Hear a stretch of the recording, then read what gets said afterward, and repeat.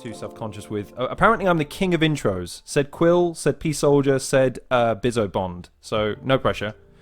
Yeah, that's three good people to vouch for you as well. Yeah, but I'm sure they say that to everybody. You know what I mean? I'm sure they say that to everybody. We will see. All right. So, ladies and gentlemen, boys and girls, children of all ages, welcome to this edition of the Halcyon Show. Today I'm ill. And yet, despite this, we're talking to someone who is undeniably iller. We welcome a young man who has carved out a niche not only as a writer and a performer, but as a producer and composer of the highest quality of music. Despite his youthful nature and his debut at the tender age of 15, he has left an irrefutable mark on the UK battle rap scene as an energetic, audacious performer, trailblazing as a prodigy of the scene and of the face of a new generation of fans. Now, though, he focuses more on his own projects and work, utilising an astute attention to detail and an unwavering passion for music. He is not a hater, so don't you be one either. Please welcome the man himself. He is Blizzard. Blizzard, welcome. Hiya. Hello, thank you for having me. And that was a very good intro. Very good. Just very very, good. very good. Oh, okay. Very, very good. All right, I'll take that. All right. Well, listen. Add another very for good measure. Yeah. I pride myself on writing intros that people want to quote back to themselves later, but that one, I tried. I'm not a hater. I do want the transcript after this. Just to make sure I wasn't saying that off the top. Yeah, 100%. That's exactly it. My freestyle skills, ask anybody. I am no rapper, which is why I hold what you do in such high regard, not only as a writer and as a performer, because combining those two things is never easy, but now as a composer, because how I got reintroduced to you was through a little show called Sounds Like. The song that you composed, and then you went ahead and did a live version just for a promo that I fucking adored, to the point where I'm like, man, I can't wait for a whole one. So where I want to start is your transition from where a lot of people know you as a battler and as a performer, as a writer and as a rapper in your own right, to now a full-fledged composer, music producer, and someone that has really turned their attention to detail on that process rather than the writing. So what I wanted to ask is, you've been making music since you were 12, so you're already familiar with it. But in more recent times, how has that focus affected your work? Have you been able to more utilize your skills in a more direct way, or are you just getting better and better and better at the craft? I don't know. I mean, one thing I'll probably say for the last few years is that I've just been less afraid to experiment and try new things. Because if you spoke to me 10 years ago when I was probably... when I was 20 and I was still sort of within the battle rap scene, you wouldn't have had me making music like the Sounds Like intro, and you wouldn't have heard me making really mental health conscious stuff, because it didn't feel like I was ready to put that side of me out there, even though it was always like sort of bubbling at the surface. I think it took a lot of like sort of self-understanding for me to get to that point where I was like, okay, cool, I can just be me and still be Blizzard. So it's like, rather than Blizzard being like this mutually exclusive, untouchable being to Brad, who's just there playing piano and listening to Pink Floyd all day and Radiohead, like I can now combine these two and actually make music that I would want to listen to and take all my influences and just sort of package them up. And that's where I'm at now, because, I'd make most of my like income through production and mixing for other people, as well as like, stuff I do. But now I'm at a point where I can make all these mistakes and I can learn, and I can just, go away and not release anything for a year because I'm busy learning how compression works or learning the Lydian scale. Like, that's my passion. Music for me is something that I like really, really love and always have done. And now I'm starting to understand it on a more deeper level, more spiritual level. So that's sort of where I'm at the moment, at least. What comes to mind is the saying "what's in a name" to me. Not in necessarily the saying, but in the idea of detail. Because you're a producer now, but you were also a live performer. So one of the things you have to be conscious of is not only how it sounds on the page, but how is it going to go over with an audience. And now with music, and again, I know it sounds silly, but the little tweaks you were making when you were playing it live, just the clicks, the woos, these little accents, these little highlights, these little hues that can change the way that a beat flows, the way it sits on the ear, the way it kind of evokes emotions and stuff. What's been inspirational to you over the most, again, this kind of awakening of this ability to be able to amalgamate yourself as a person, yourself as an artist? Like, what's been inspirational to you to allow you to be able to put that on your songs and in your work? Is there anything in particular that you've really drawn inspiration from in that sense? If we're talking like artists and music, like I've been listening to a lot more like funk and soul, and over the last few years really got into Slum Village and Jay Dilla. And Jay Dilla, the way he sort of produces is he chops in a way that most other producers wouldn't chop samples. So you'll hear like a drum line and then little like yeah, and there's like little bits and bobs where like you just hear little nuances of the original sample then incorporated into the Jay Dilla version.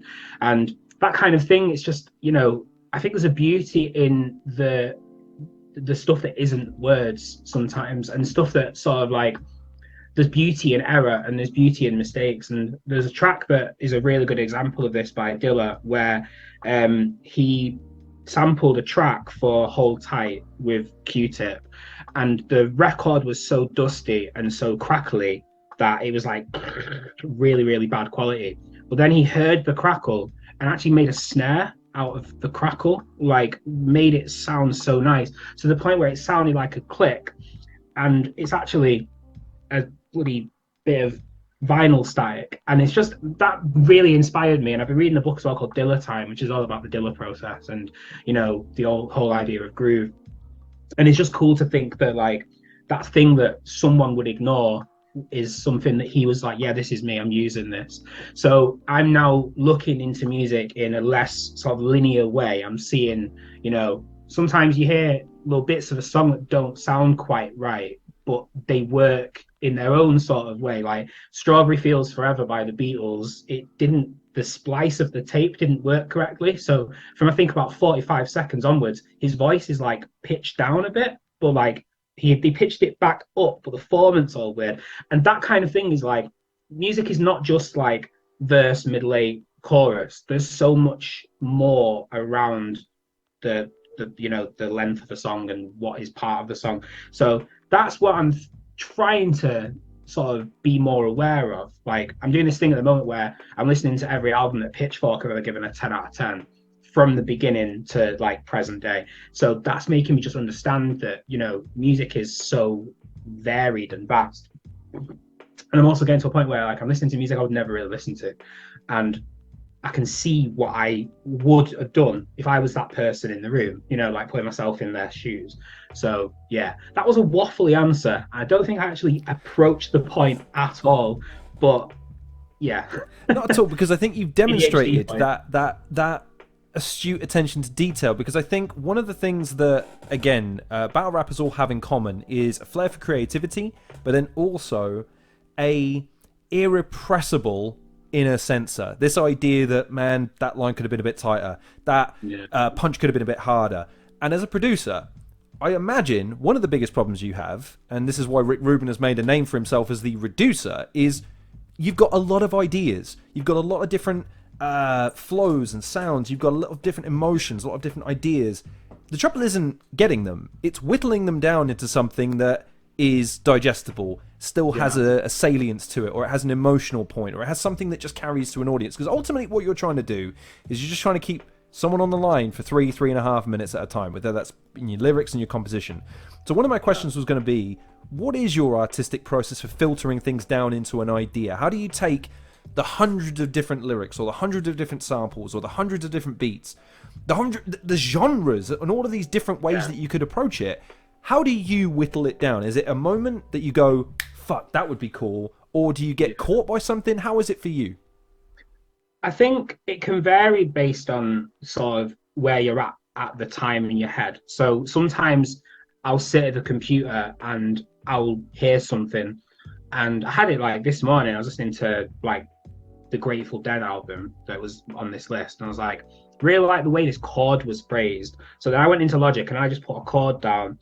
And then everything sort of like worked from there really naturally, to the point where it's almost like astral projection. Like you're not really even in the room, you're just becoming part of the composition. Very spiritual way to look at it, but I do think that rings true. Whereas other times you can be banging your head against the wall, like thinking like, this sample is so good, why can't I use it? Why can't I find its full potential? You know what I mean? Like, I've had it in loads of times where it's took me 3 weeks to make a track, and I load it, close it, think of something, take it away, try and trim it down, then I go too complicated, and then 3 weeks later come back to it, finish it, and I feel unfulfilled because it feels like 3 weeks of dead time, like time that I could have used making loads more stuff. But then the stuff that took me 3 or 4 hours to make is usually the stuff that I'm the happiest with. It's usually the stuff that, like, I'm not a hater, it took me less than a day to do.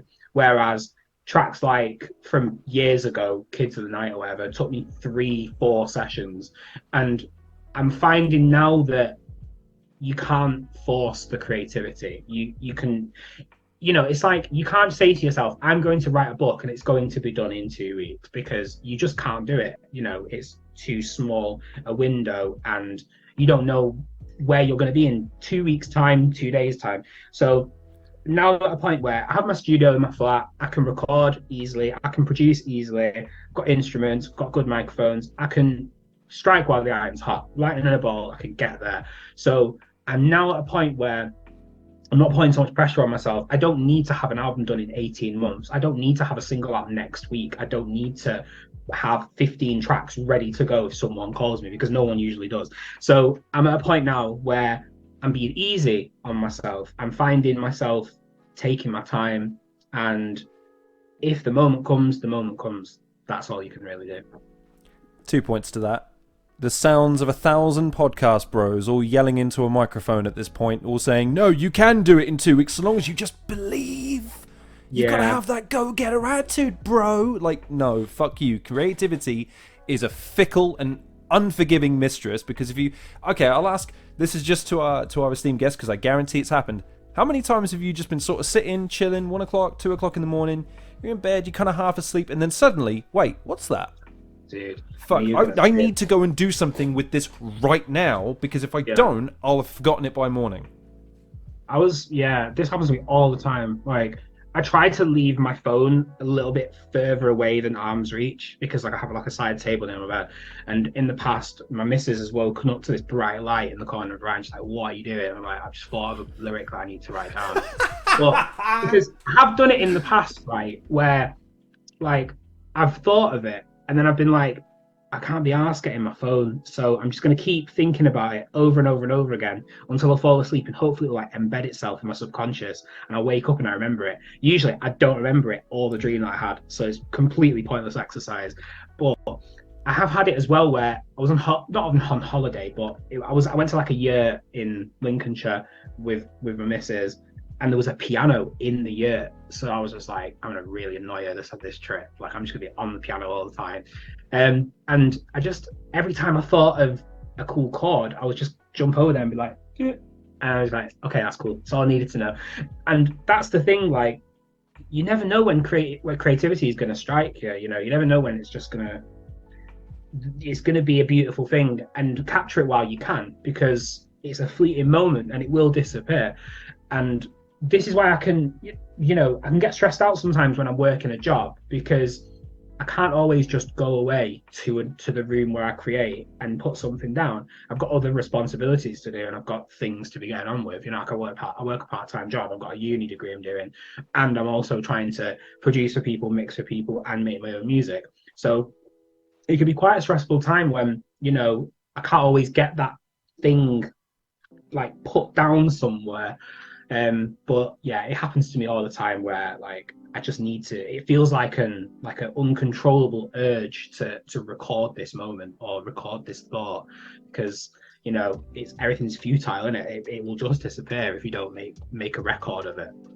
It happens. I used to have it all the time with I used to draw, and occasionally I'd be sort of flicking through the TV and I'd see something, I'd go, there's something about that's really fucking cool. I need to do something with it now so that I don't forget, and so that, more importantly, I can do something with it when I have a period of time to actually do something with it, rather than if I try and do it now, Yeah. yeah, then it's going to fuck my day up tomorrow, which is weird because, again, it's that thing, like you say, you got to strike while the iron's hot with creativity. So this kind of push and pull with the more mechanical nature of actually working with that sort of intangible nature of true inspiration, it must be hard when, again, your body of work is impressive as hell, and like I said, your job really isn't to churn out stuff. Your job is to limit what you're churning out to the good stuff. And that's one of the things I wanted to ask about your evolution, because having done some preparation, I have sampled some of Sir's music, and like a good sommelier, I want to highlight some of the elements, because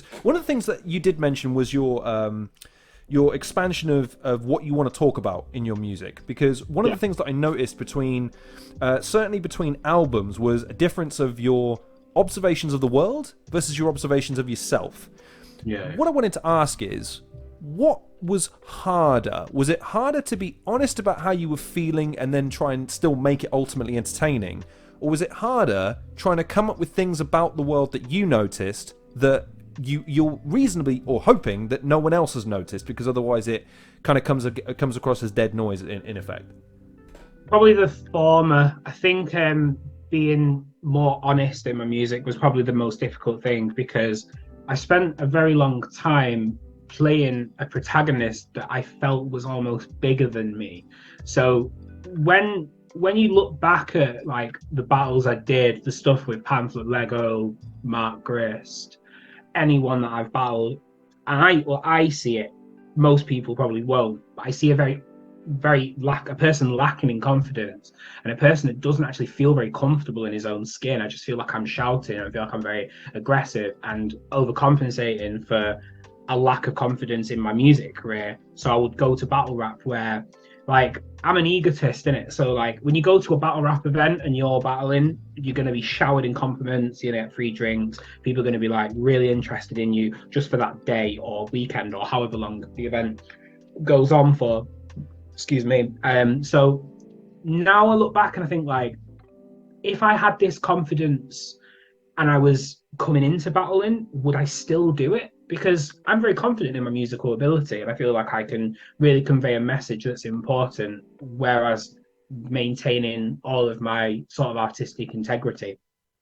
But the music that I was making when I was a battler is almost sort of in the same sort of vibe as how I felt battling. Like my music and my battle stuff feel very similar in taste. If we're talking sommelier, like, you know, they have the same notes. So now I'm at a point where I don't really have a specific palette, a specific place that I need to sort of tend to.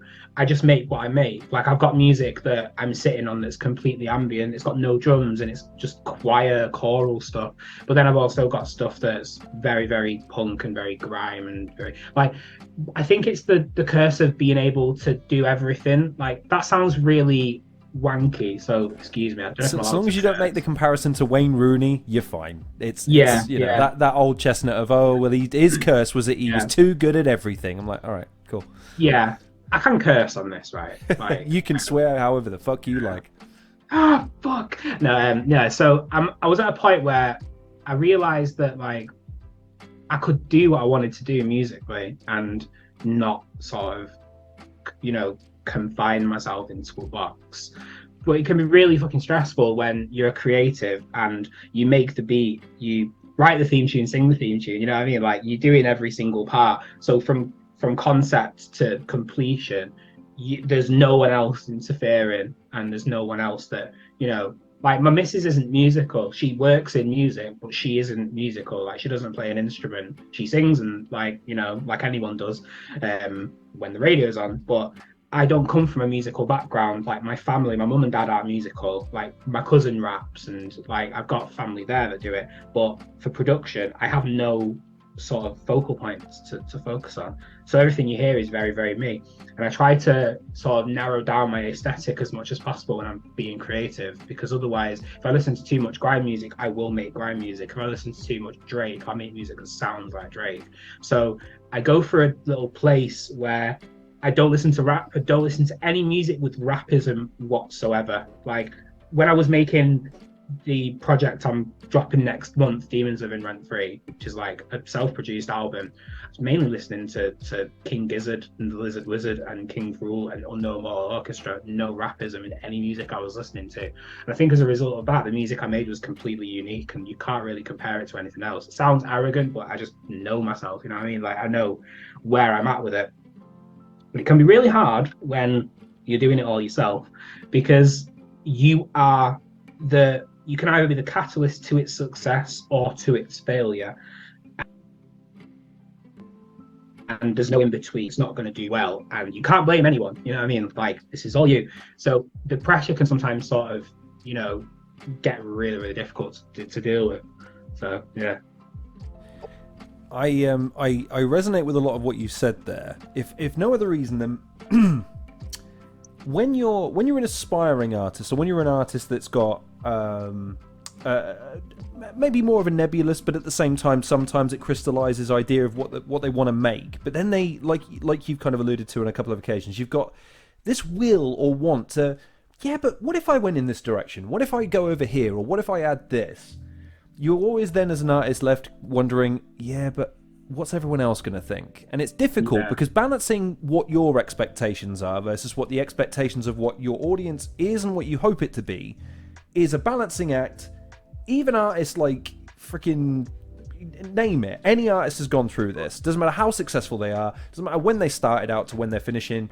It's that thing of, but what if? So I guess the question I have then, having been on both sides of a recording booth and having been on stage, recorded, having been, we both lived through the pandemic phase where you fucking had to learn to do everything by yourself.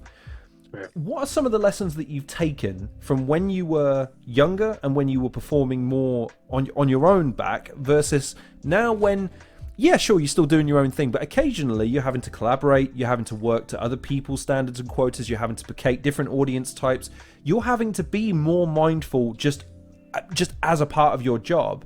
How has some of that original stuff helped you in either navigating it or kind of bridging the gap between where someone who just starts in your position is versus you've been a rapper, you've been a live performer, so you can go, if I was the guy, this would be good, or if I was the guy, this would be great. And as a producer, I don't have to articulate it to somebody. I already know what to do.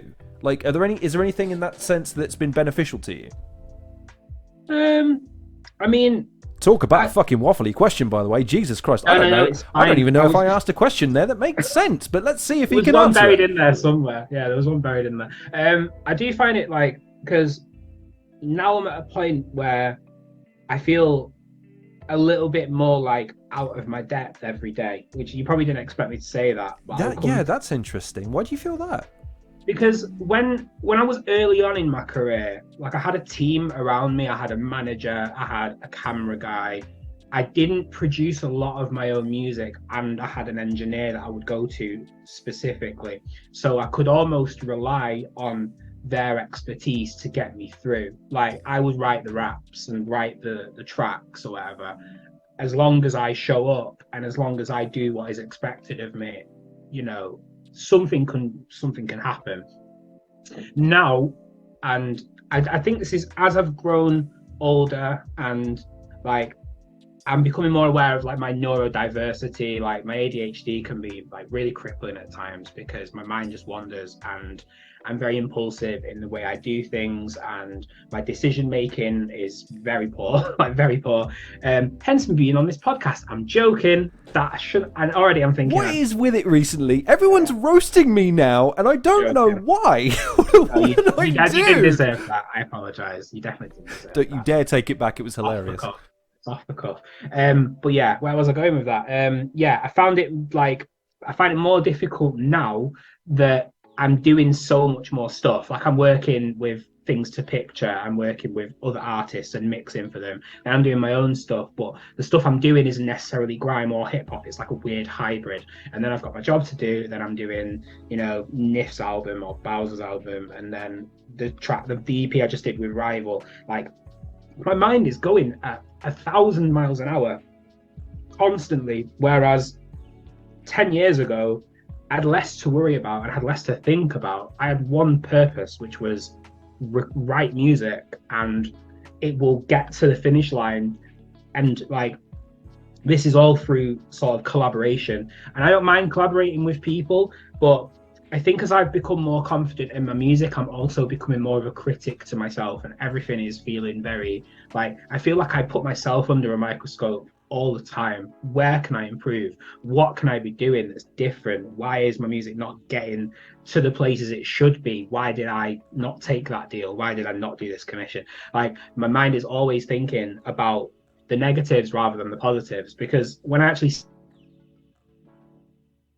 sit down, I think I'm you know, I can put a track together, and 9 times out of 10 the track doesn't suck, so that's a positive, right? But the more pressure you put on yourself, I think the harder it is to actually like maintain your identity and keep your integrity, because you start making stupid decisions otherwise and start working with the wrong people. Or, you know, I had a management deal about 7-8 years ago, and it was a bad setup. Like, they were terrible. Like, I'm not going to name the names, but they know who they are. It just wasn't a good setup for either of us. I was working a full-time job. They were expecting me to be the next fucking Professor Green or whatever, and it just wasn't going to happen. They tried to like change what I wear, trying to make me wear ripped jeans and fucking Converse and shit. And I'm like, hoodies for me, mate, none of that. And it, you know, the more pressure you put on yourself, the more sort of hindered your decisions are at the end of the day. And I think the kinder you are to yourself, the easier it is to create. And I think it's easier said than done, don't get me wrong, because like, you're a creative yourself. You say you draw, right? Or used to draw. You know, you can't always create something that's great. You know, sometimes you're just gonna fuck up. Like, you know what I mean? Like, people don't make their magnum opus every day. You know what I mean? Like, it takes years and years and years of perfection and years of perfecting your craft. So, you know, rather than me beating myself up constantly, which is something I do, and, you know, this is sort of in tandem with my anxiety and, you know, previous depression and stuff. But I just need to realize, and I think people need to realize, just be kind to yourself. Like, if you enjoy music, just do that. Like, focus on the next sort of step that you want to make, not the next step you need to make, because you don't need to do anything. You know what I mean? You don't need to get out of bed this morning, but you chose to do so. You don't need to sit at the piano today and play chords and learn how to play fucking Bill Evans, but you want to. And if you want to do that, do that. And I think, you know, don't be hard on yourself every time you don't make something that you want to make, because, you know, Jay-Z didn't release Reasonable Doubt till what, he was like early late 30s. So yeah, just keep grafting. That's all you gotta do. Two things to that. As far as the actually, I'm going to touch on the Jay-Z thing. Soul said this, and it was still one of the funniest things. He was quoting someone else when he said, somewhere out there right now, there's a guy just being Jay-Z, and he's not thinking to himself, holy fuck, I'm Jay-Z. He's just doing his thing, and he's probably looking over his shoulder at somebody. So it's all subjective and it's all contextual. You shouldn't, because I concur, because as an artist, like, what do you do always when you finish a piece? You look at the other guys and you think, man, I wish I'd done his. And there's someone doing the same to you, and you just don't know it, because it's very rare that you have people tapping you on the shoulder and say, listen, man, fuck, I wish I could have done what you did. Because it's inherently it's a vulnerable experience, admitting that you want to be better, and at the moment you're just lacking that, whatever it is.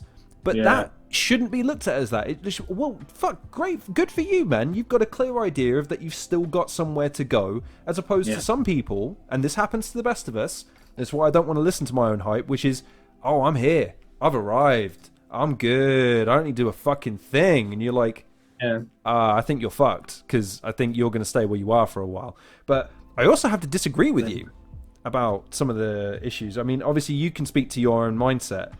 I think it takes a bloody confident man to decide it's a good idea to battle O'Shea in Liverpool with 24 hours notice. Now, I'm sure there's a whole convoluted story, and I'm sure you, again, in retrospect, would have chosen differently. But the reason I bring it up is not necessarily to shower you in praise for the act.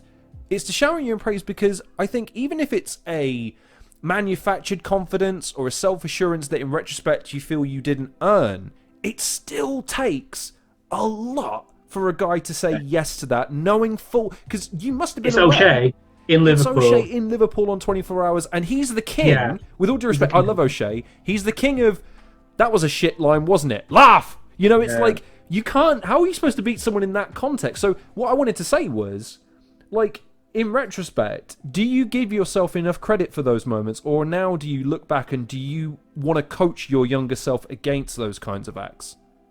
That's a good question. I mean, it's a difficult one because For the record, I believe it should be the former, but I imagine it's the latter, and I hope it isn't, but I can understand why it would be. when you're in the moment, you don't really realize what you're doing, do you? Though that's the thing. Like, you don't realize you're giving a good speech until somebody tells you gave a good speech. Like, it's the retrospect is always more important than the current moment. So when I was battling Mark Grist, for example, just to draw on it, like, I didn't know what I just prepared 3 rounds. That's all I could do. Everything else that happened after was complete luck, and very good marketing from her. You know, the thing with O'Shea, though, to sort of fast forward a few battles, I was just being a good person. Like, Madness couldn't get there for the Liverpool event, and Bentlegs, who was doing the event, was like, you're probably going to say no, but we're in a bit of a pinch here and we need someone's cover. And I was like, okay, this means a free day in Liverpool, and it means I get to see O'Shea, who I love. He's a fucking great guy. And all the Liverpool art. It's a free night out, and yeah, why not? So I think at the time I was more like, what's the worst that could happen? I mean, I could get bodied in Liverpool by O'Shea on 24 hours notice. That's probably the worst thing that could happen. But, you know, take risks. You know what I mean? Just take risks in your life sometimes. A few moments later. Yeah, 10 years ago, I was a completely different person to who I am now. I would definitely turn that battle down, like 1000%. But at the same time, I think I would have been, like 20, 21. Like, I probably had very little to do. And I was very, very sort of passionate about Don't Flop's success. And I never would have wanted Liverpool, especially Liverpool, like, every Don't Flop fan that I met from Liverpool sound as hell, like really sound. And they travel all the time to London, to Manchester, to Bristol, wherever it is, to see their favorite people. So I felt like, you know, it needed to be done. Don't Flop had good karma coming their way. And it sounds very like self-righteous and that, but Bentlegs is a really nice guy, and I probably wouldn't have been that bothered if it was anyone else. If like any other league approached me at that time and said, you know, this guy's dropped out 24 hours notice, I would have been like, listen, that's too little time. Well, Don't Flop was too fun, you know what I mean? I really enjoyed it, and fuck it, like, what's the worst that could happen? People knew that it was a 24 hours notice thing. You don't know that until you watch it, and it might be in the description or whatever. But at the time, I was just like, yeah, I will definitely do that. I will definitely help out. And, you know, I must be the first person to stage dive in a Don't Flop rap battle, surely. Like, at the end of it, I just stage dived in Liverpool on 24 hours notice against O'Shea. Like, come on. But that's why I say you deserve, even if, right? Because look, I am a firm believer that sometimes you've just got to say yes and deal with it based on the fact that you are who you are, and you'll either do it or you won't. And if you do it, great. If you don't, you'll garner something from it, and it'll be a lesson learned and never forgotten. Is the reason why I don't dive into these interviews without doing at least 2 days prep, 3 days prep, because I'm petrified of then going, oh no, I don't have any questions. It's never happened, and it never will happen. But I guarantee you, if anything happens on this podcast, and it's a detriment, including a webcam issue, that it never happens again, because it petrifies me. So I guess the question I have from that then is, if you could combine that original confidence with the experience accumulated from now, but you still wanted to improve as a producer, as a writer, as an artist and live performer, what are some of the things that you're aspiring to hone, to better, to really amalgamate into the best version of yourself, do you think? Yeah, I'd love to be more of a multi-instrumentalist. Like, I guess this is just me being a copywriter at the moment. use like heaven in the background of your thing there, just distracted me. For those of you watching this instead of just listening to it, yes, God himself is gracing us with his presence. He's decided to sit himself on this side thing, having sat out AEW's All In. So thank you for joining us, God. But stop distracting my esteemed guest, please. Yeah, so I think I'd love to learn the guitar. I'd love to learn to play bass, and I'd love to be more confident in a studio environment that isn't my flat. Which is something I'm working on. I'm doing a degree in music production, so that is obviously coming. But yeah, I think I'm always just trying to find something different to be better at. And last year it was probably EQ and compression and making my stuff sound really good and loud without it sounding like Californication, super weird sounding. Or learning how to mix choirs, like whatever that might be. Like the thing is with me, like I get really hyper focused on one thing for like 2 or 3 weeks and then move on to something 2 or 3 weeks later. Preach. Yeah, so at the moment I'm doing this whole Pitchfork 10 out of 10 albums journey, which I'm really enjoying, don't get me wrong, but then I might then just decide, fuck it, I'm going to listen to every single Pink Floyd album back to front, because that's how hyper focused I get, and then I'll take notes on what I liked about it. And yeah, like I never know where my musical journey is gonna go, but I just know that it is going. That's Where does that hyper focus come? Not the hyper focus, but the hyper obsession. Because I can equate to that, because Samurai Champloo is the best example for me during lockdown. It wasn't Tiger King, it wasn't any of that. It was who made this song? Right, Nujabes. Right. Yeah. Who's this dude? And then I just inhale everything he's ever fucking made, to the point where I'm like, oh my God, I love this man so much. But I don't know where that comes from. I don't know if it benefits me necessarily, because then it gives me a false sense of an understanding on the topic, I guess. And it's because, especially then, because I don't know about you, I feel like even though I've devoted time to it, man, I'm not an expert. Don't quote me in saying that I'm a Nujabes fan, because I don't feel like it's not time over time. It's a condensed time, if that makes sense. So why do you think you have this tendency to fixate on one thing for a short period and then move on? Is there anything about that you can sort of fathom from it? Probably. I mean, I just have a short attention span, period, like I always have done. And I think with music, it's the one thing that I know that I have some knowledge on, and I'm always happy to learn more about it. So I remember a few months ago, I can't remember what I was doing, but a guy messaged me who I'd never spoken to before, and he was just like, you need to listen to this Sufjan Stevens album. And I was like, Sufjan Stevens? Who is this guy?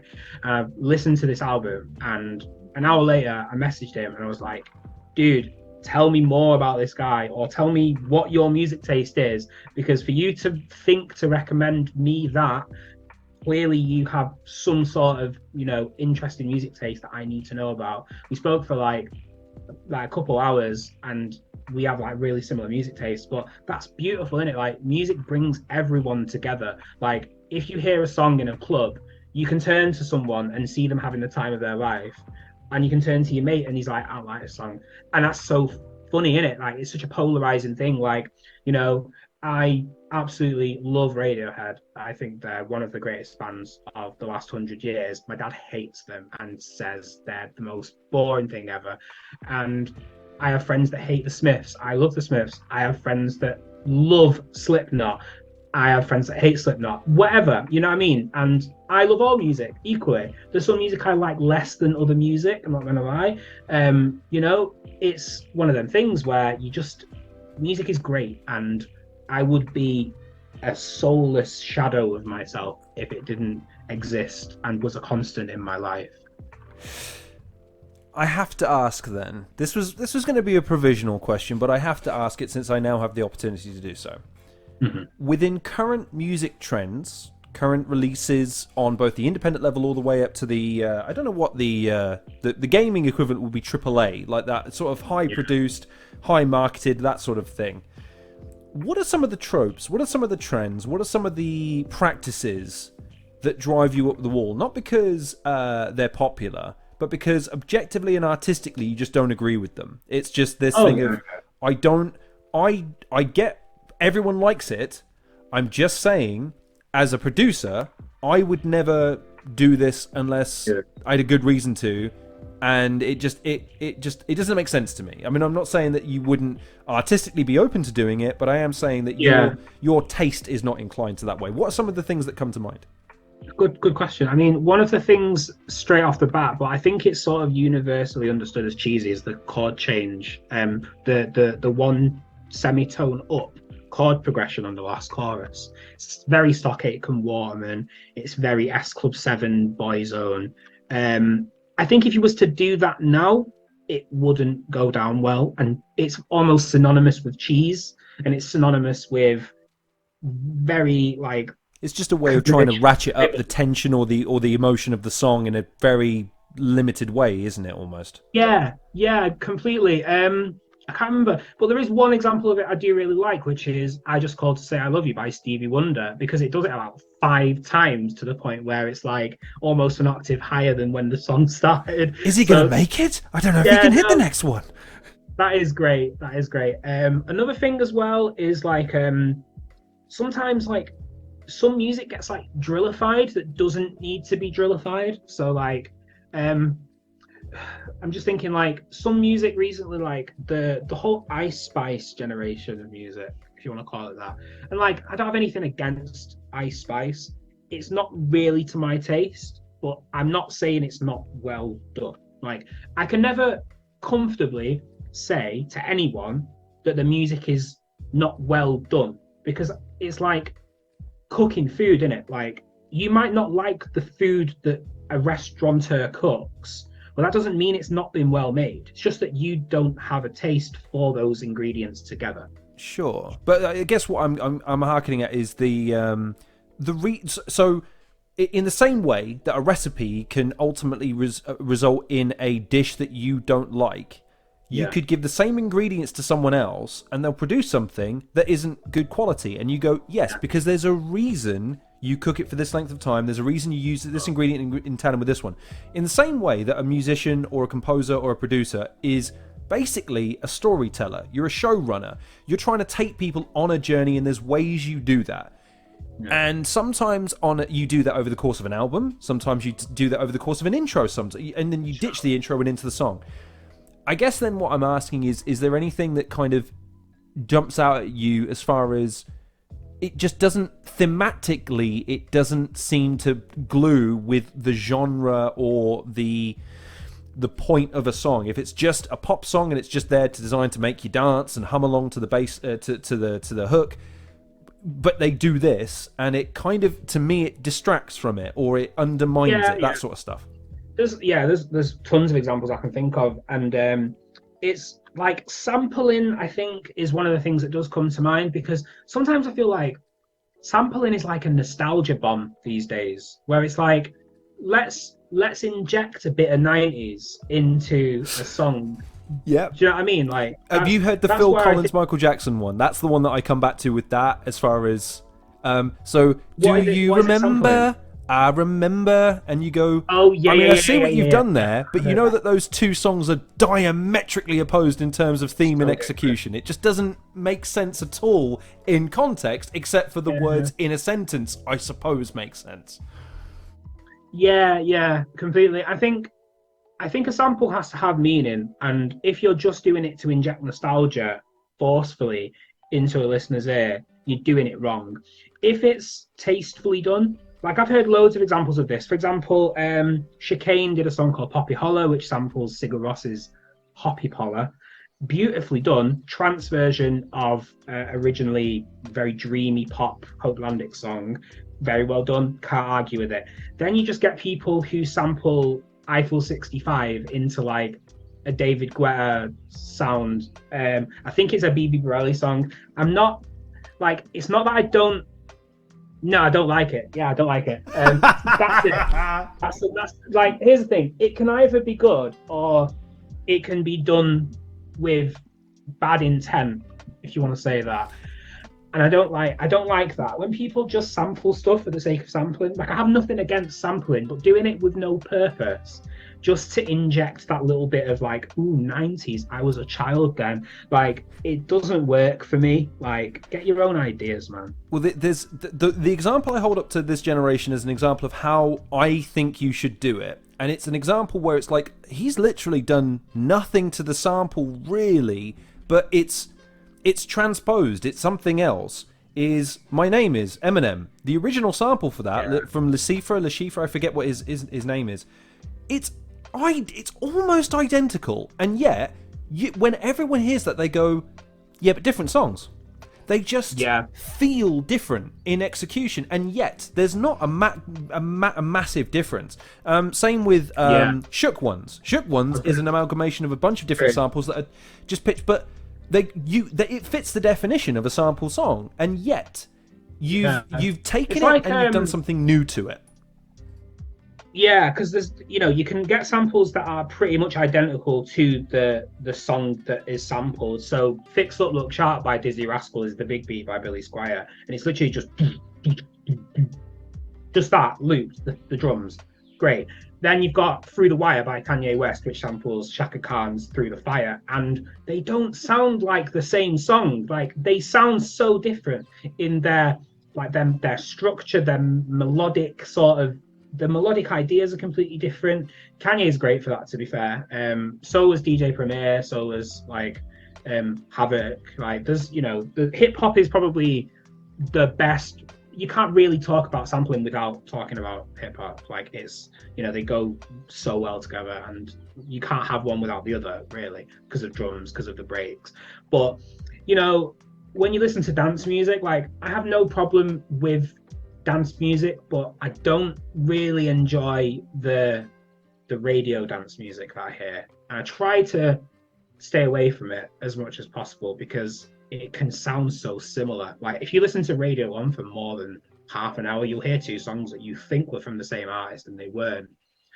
I've got to be careful here because Radio 1 have supported me in the past, but I have no problem with radio. I have no problem with driving music. People call it driving music, don't they? I don't drive, but I understand that this music is not to be focused on. It's not to be like you need to take something away from it. It's passive, isn't it? I don't think you're commenting on Radio 1 or even the musicians at this point, though, because look, the people dictate the taste. People are the ones who listen to it and buy the music. It's more a commentary on them and challenging an audience that is... Listen, lo-fi music, that wasn't really a thing before pandemic, and now it's a thing that 50,000 people listen to concurrently at any one point of the day. And all it is the same beat, let's be honest with ourselves, looped over some very rudimental, very calm piano chords. And that's fine, but it's not challenging. It's not widening an audience's... But that... So, again, I guess to bring this back to a question, rather than just me trying to interject myself where I have no business, because I am not a musician. I learnt drums once. I hit a drum. The point I'm making is... As an artist, and as a person that's trying to make music to satisfy your own tastes and to push yourself in different ways, how challenging is it managing your own expectations versus those of your audience when you might be in an era where in order to be successful, you're going to have to do some things that you don't see the logic in musically, but translate to the musical equivalent of a reaction video. I get it. I understand that they're popular. I don't get them personally, but if you make them, people will come. How do you deal with that dichotomy of expectation between what you want to make, but what you know your audience wants? I try to keep the two mutually exclusive from each other, because if I was really sitting down and thinking to myself, I need to make a song that's going to go viral on TikTok, I would probably hate myself, for one, but also not know where to begin. But I wouldn't know where to begin. Hate yourself?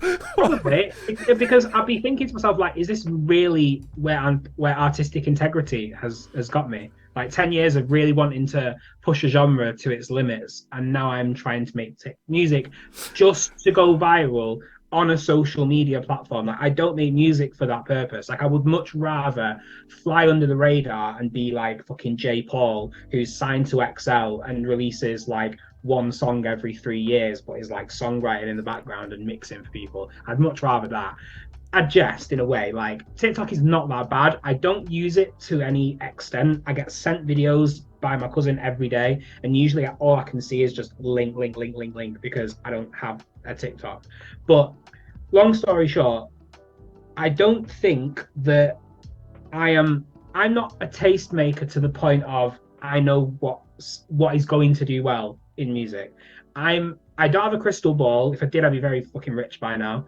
But I don't think that if you really want music that's going to make you sort of want to, go out partying and that kind of stuff, don't listen to my music, with respect. Like, I'm not that person. I don't go out partying. I don't drink so much. I don't smoke weed, so I don't make stoner music. I come from a suburban background. I live in Lancashire. I'm just a white kid who plays Zelda all day and listens to weird music as much as possible. I'm probably not the person you should be going to for your partying needs, with respect. And the same with music for TikTok. I don't care about the viral noise. Like, I just want to make something that's true to myself, which is why my next album is super mental health driven and super honest and super unapologetically me. And that's all that matters to me. If I don't make money off it, I don't care, because I will make money in other ways. I do production for other people, and it pays me quite well. So, I'm not bothered. I really don't care. And the more I think I should be making music like this person, the less it makes me want to make music. It sounds super extreme, but no, I totally understand. The more I think about other people's expectations, it just annoys me, because nobody expects anything from me. I shouldn't expect anything of anyone else, because, being completely honest with you, new music comes out every day. 50,000 songs get released or whatever. And if you choose to listen to my track, that's great, and I really appreciate that. And if I could meet you, I'd get you a pint, because fair play, you chose me out of all the other people you could listen to. But at the same time, like, you don't need to, like, people don't have any obligation to listen to me. Like, and I'm completely aware of my position in the game, where every day you make a choice. Yeah, you wake up in the morning, you brush your teeth, you have a shower, and then you make a coffee, and then you think, like, what do I want to listen to right now? And in your head, there's 500 different artists that you like, and you know that you will get satisfaction from listening to them. I did it this morning, where I really wanted to listen to some hip hop, but then I was like, do I want to go 90s? Do I want to go something like Snoop Dogg, 50 Cent, bit of Jay-Z? And I was like, not really sure. And I was just like going back and forth. It's like picking something on Netflix to watch with your missus, isn't it? Like, it's just like, fucking hell, there's so much to do. And I landed on one thing. Those other artists aren't offended by that choice I made, because they don't know that I made that decision. And they're not going to feel heartbroken that one person in his house chose someone else. Like, it's not that big of a deal, and life's too short, the world's too big. So that's where, if I pre it for long enough, thinking about what everyone else thinks about, and why am I not getting played, why am I not, like, rich, why am I not living off just doing music, like, it is what it is. And as long as I'm enjoying it, like, at the end of the day, I'm still a hobby guy. Like, music wise, I still see it as more of a hobby than I do as a career, even though I do all these little things side by side, production, mixing, whatever. I still feel like a fan, and I still feel like I'm almost like Blizzard making music for Brad to listen to. That's how I see my place in the music industry. So I'm gonna do my very best to keep it that way for as long as possible. And if anyone else apart from Brad listens to it, that's great, and I'm very appreciative of that. For those not named Brad, and for those who are probably on the edge of their seat saying, when's he going to ask about battle rap? I will get to that in just after this last question, because he's raised a couple of interesting points, and I want to utilize one question to try and kind of compress it all into one thing. Because as an artist and as a producer and as a musician and as a live performer, you've mentioned it there, the abundance of content, both historical and current, I would argue is what facilitated that process where, what do I choose? There's so much to choose from, and then you see TikTok and Instagram just go, well, don't choose. We'll put it in front of you and you can just swipe. And I understand why it's happened. I also understand why people equate that to a saving of time, almost. Because then it's just an hour of, oh, well, I don't have to choose, it will be put in front of me. I then go, yeah, but is the quality of the content you're consuming really that good? And is it really all that memorable? Because I would argue that question you posed yourself, what should I listen to? Yeah, it takes a couple of minutes, but you land on something and then you're happy with the choice or you're not happy with the choice, rather than taking it all out of the equation and just sifting for an hour and going, wow, I don't remember, wow, it was an hour? Huh? Yeah. It's a waste. So what I wanted to ask there is, as someone that's not necessarily competing with it, but you are on the platforms that are engaging and encouraging this kind of behaviour, what's that like as an artist, knowing that your accolades and your work rate and the amount of quality assurance that you put into the work is ultimately not enough in this age, where there's plenty of people that would just be happy, because I've seen this actually with a few of your battles, clip it wholesale and upload it them fucking selves, and they get the million views, and you go, why'd you do that? Well, because I just want to feel popular for a second. Yeah, but I'm over here putting in graft and work, and I'm not even asking to be popular. I'm just asking you to rate me based on my own merits. My merits, how does that feel like? Because you strike me as the kind of person that would deny an accolade if you disagreed with it, but you're also frustrated when you're not given an accolade when you feel you deserve it. So how do you mesh with the current platforms and the way that content is currently consumed as a producer of stuff, not only of your own but other people's?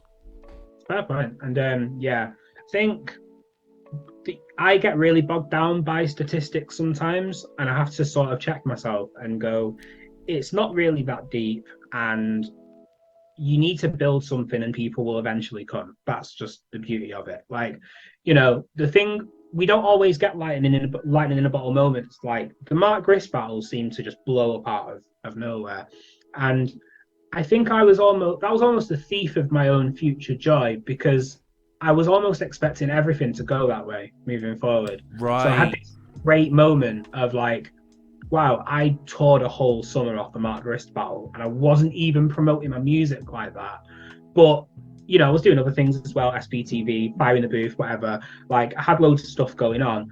But then when I did other battles, I think Lego was after. Yeah, I did battle with Lego, and that started to do well. And then it like plateaued at like, I don't know, 250,000, which is a lot now when you think about it, because of Premier Battles and that. Like, Premier Battles quality probably outweighs what Don't Flop was at that time, but the views I'd agree don't with you there. show that. Yeah. So like, it's funny though, because someone asked me the other day, if the Blizzard Mark Grist battle came out now, would it do well? And in my head I was thinking like, probably not. You know what I mean? Like, it would be a good battle, but it was before TikTok, and it was before there was any viral shit going on in battle rap. Lunacy's 2-on-2 did really well, and there was no concept there. That was just two battles. To four battlers that were really good at what they did, but the fan base was there at the time, watching just UK versus UK battles and the odd American UK battle here and there, and then Reddit, BuzzFeed, all that stuff just propelled it further than it already was. It was already on fire. But then, the battles after that, people would have expected every battle to be massive, like Flip Top in the Philippines, where they get like 9 million in a week or whatever. So that's stupid. But not every battle. We were super lucky. Like, I'm aware of my position where the battle with Mark Grist was just right place, right time, right marketing, and I think if I won that battle, it wouldn't have went as viral as it did. I think that's clear. Even though Scroobius Pip thinks I won, which is great, but I think that me losing that battle provided a gateway for that battle to go viral. Not my merit, just the fact that the battle went the way it did. Complete fate. My point is that I then expected my career to go in that same trajectory, upload something within 24 hours, boom, massive.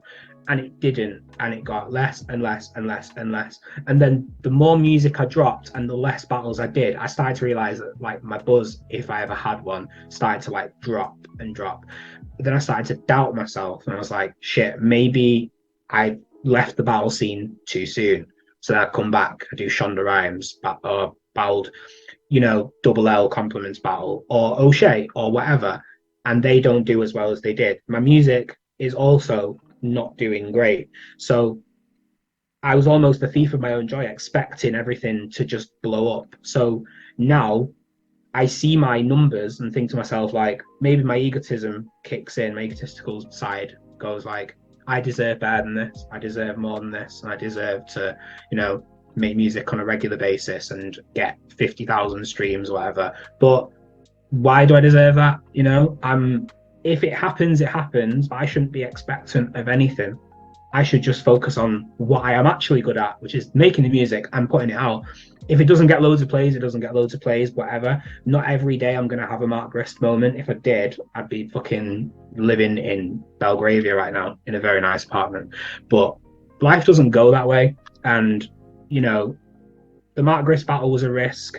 Doing Fire in the Booth was a fucking risk. Whatever, all the big things that happened in my career, if you want to call it that, was risks that I've taken.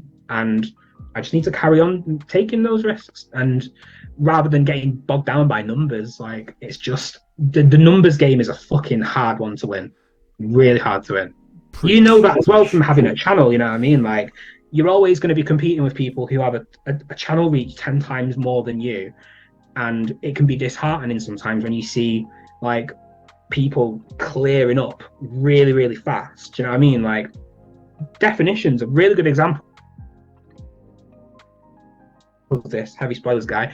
He made his channel. Nobody would have expected it to blow up the way it did. Like, nobody would have expected that. And he just cleared up. But all he did was just carry on the graft and, clearing up, like making so much content. I think that's probably the key, is just staying very, very consistent with it. I agree with you. I'd like to put two things to you for your consideration, and I'd like to get your input on, because the first thing is that we live in a different era of content, and I mean that in the sense of back in the day when someone really took off, it's because everyone liked it for them. Now, I would argue that half the time to a lot of the time, content is liked and shared to be shared to someone else that they think will like it or react to it. The one that I get at the moment, and I'm sure you've seen this on or anyone's seen this, is Queen Omega. She is being sampled like a motherfucker on people's cars, fitness videos, clips about holidays and things of that nature. She's doing she did a had to name check. this is the thing. Yeah. I've never heard of her, never seen her before, and yet somehow I couldn't escape her from my feed for about 2 weeks, despite the fact, by the way, it's a fucking ace recording. It's brilliant. But I had to question, why is she everywhere? And then you get it. It's because everyone's sharing her because of everybody else. And that's fine. Yeah, sorry to interrupt. Like the viral, the viral music that you hear, and one of the obvious ones I hear is that "Ooh, that song with Bill Hader dancing in front of the fucking whatever the joke is in the background, that sort of shit. Yeah, it's weird. It's like I remember hearing that on. I'm gonna say like a TV advert or something. It was like a really big advert 5 years ago, and I remember that song being like, oh, I like this. It's kind of like funky, whatever. And then one day, Instagram just never stopped suggesting it to me. And now it's like, people now, I feel like music is now a thing of, is this going to help my content? It's not a case of this song is good. It's like viral music. And I see it every now and again, maybe because I follow other creative people and like things about tech. There'll be something that says, oh yeah, catch this viral song while it's hot. This will get you 10,000 more impressions on your post, blah, blah, blah. It's like, this isn't what they made that song for. Like, this person did not go to record in Air Lyndhurst for £400 an hour or whatever, £400 a day, to make a song that then becomes like, use this on your Instagram reel and you will be getting 5,000 more followers. Like, it leaves a bad taste in the mouth. You know what I mean? It does indeed. And look, and I'm not begrudging her success, by the way. I'm just No, saying of that course, yeah. it's an interesting microcosm of how content is not only consumed but disseminated. Because the other thing I would say about battle rap, and this is why I haven't put this theory to anyone who can actually do anything with it yet. Sorry, Briggsy. The point I'd make is, in 2010, 12, 15, 16, battle rap and battle rappers were saying and doing things that no one else said or did.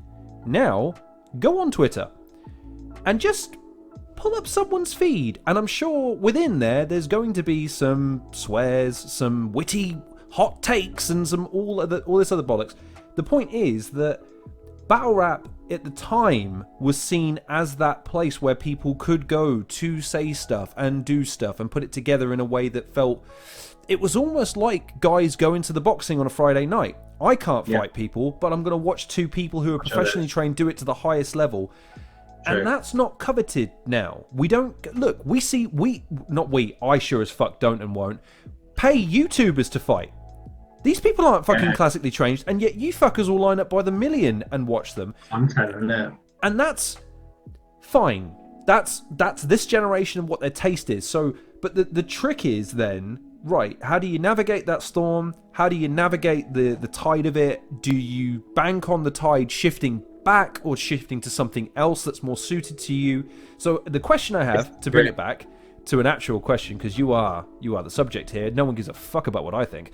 The subject here is, how do you maintain motivation when, like I said, look, we're all at the behest of approval. Ultimately, we want to be validated for what we're doing, because it's what helps us hone and craft what we're doing. Is this is actually good?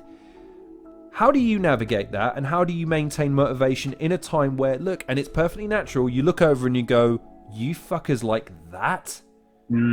How do you navigate that? You can, I think you made a point there where it's like you either move to the tide or against it. Like that's a really good way of looking at it, because you make a choice, don't you? Like, some people will make a living by staying very comfortably towards the tide, and I don't think there's any shame in that. If you feel authentic, if you feel like you're maintaining your integrity by doing something, like, I mean, it takes energy to stay contemporary, doesn't it?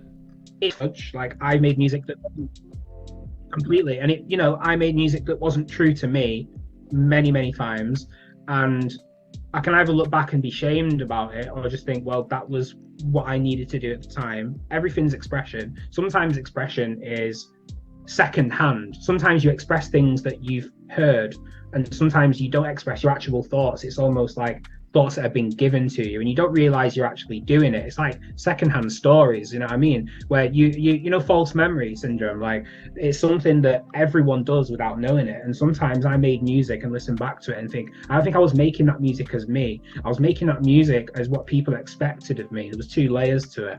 So when you strip that back, I think you find real gems in what you're doing. And it's almost like, Monet, when he was painting, like, he decided at the time to leave the expressions out of faces in backgrounds of crowds.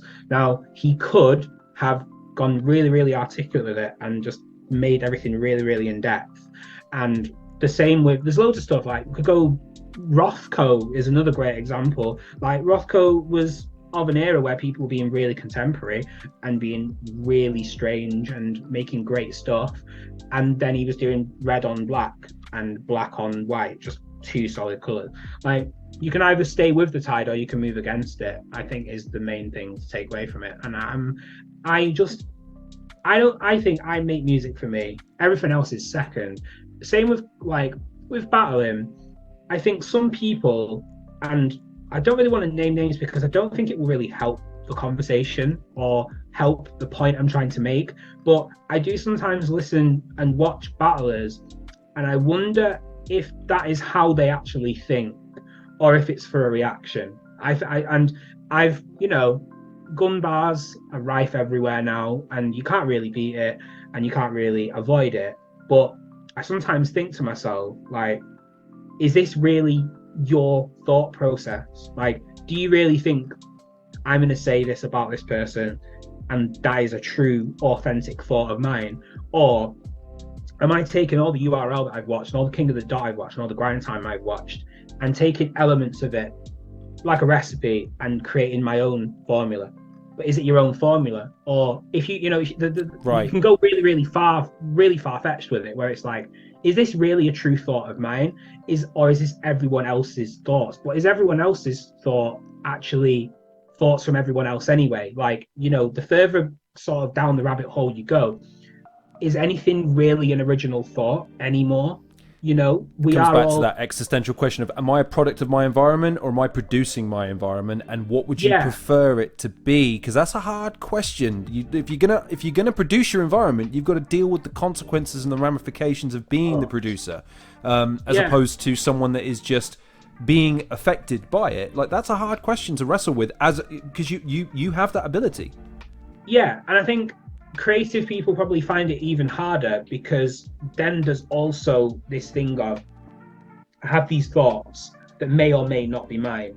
I'm going to put something out there into the universe which people may or may not like. Now, if they don't like it, is that a reflection on me, or is that a reflection on the person that I thought I was at the time I created it? So then it's also begging the question of, like, why do we personify music anyway? Like, why do we not see music as its own sentient being? Like, I don't listen to The Wall by Pink Floyd. Oh, not even The Wall, because I'm going to Syd Barrett here from Pink Floyd, right? So I don't listen to Piper at the Gates of Dawn and think about Syd Barrett being so mentally challenged. I just listen to the album and think it's absolutely genius. Same thing as, like, you listen to fucking Magical Mystery Tour. You don't think, oh my God, they were all like mental. You just think that's a great record. Some people do, though. Like, where do you draw the line here? Because if we're going to go super dark, like, if you think of all creative people that have killed themselves over the years, like Rothko or like Robin Williams, everything they've been a part of then has a sad undertone just because of the fact they killed themselves. So it's almost like the music or the creation then takes on the emotion of the person that created it. And then that poses another, like, quite a difficult question, where it's like, it's not just music anymore. It's not just a piece of art anymore. It's actually an extension of that person's being. Don't tell me you haven't listened to Linkin Park and thought, fucking hell, he's actually going through some shit. So glad you raised him and Chris Cornell are two people I really resent. Not resent them. I resent the fandom, because what they have done is that they have transposed all of that onto their discography. And I'm here saying, man, when Chester was singing in Hybrid Theory, or when Chris Cornell was in Soundgarden, I'm pretty sure that wasn't at the forefront. I'm sure they were trying to say something else, but because it then takes on this sort of otherworldly, transcendental, existential meaning on everything that's then come, I get, look, it's beauty is in the eye by the beholder, and you can glean whatever you want to glean from it, but it then, I just don't think it's fair. I don't think, because again, if they were here, how would they, because again, you're an artist, you want your art to be perceived in a certain way. I get you can't control it, but you still have intent. You still want to put out an album and it be received a certain way because that's how you intended it to be. And that, like you say, the personification of it, this almost deification of an artist versus the human being that went into it, is odd. It's strange, isn't it? Like, because even in these conversations, when I'm talking to the human being, it's odd to me because it's, wow, Blizzard's normal. That's weird. I was expecting him to be like kicking down the door and saying, right, 10 minutes, go. And it kind of moved from there. But that's weird, not always the case. Yeah, you forget that, like, behind the creative people that you speak to, and I bet you've seen this a lot with people you've interviewed, because you've interviewed, like, quite a vast array of people from different disciplines. Like, I know you've, like, interviewed wrestlers, and you've interviewed, like, sort of, people in film and music and whatever. Like, you probably see that, like, they aren't just their craft. Like, they have a very, very wide area there's a wide area they cover in their human journey, if you want to call it that. But if you just focus on the material they output and then don't think about anything else, I think that's when you see it at its most authentic. So I try as difficult as it can be sometimes, because if you find out that like a musician is a wrong un, it's always going to take the music. And Lost Prophets, great example. Lost Prophets were Glad you great. beat me to that punch, because yeah, Yeah, we were all Lost Pro- thinking it like when you said that. yeah, of course. Like, here's the thing: Lost Prophets were great. I'm just going to put it out there. Ian Watkins can do one. Fucking awful.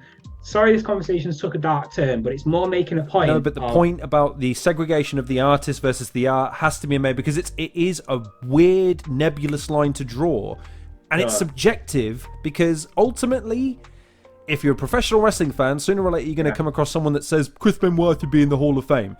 If you're a music fan, you're going to catch someone that has no problems listening to R. Kelly songs even today. Same with comedy. I'm sure there's people that still put on Bill Cosby and try to, you know what I mean?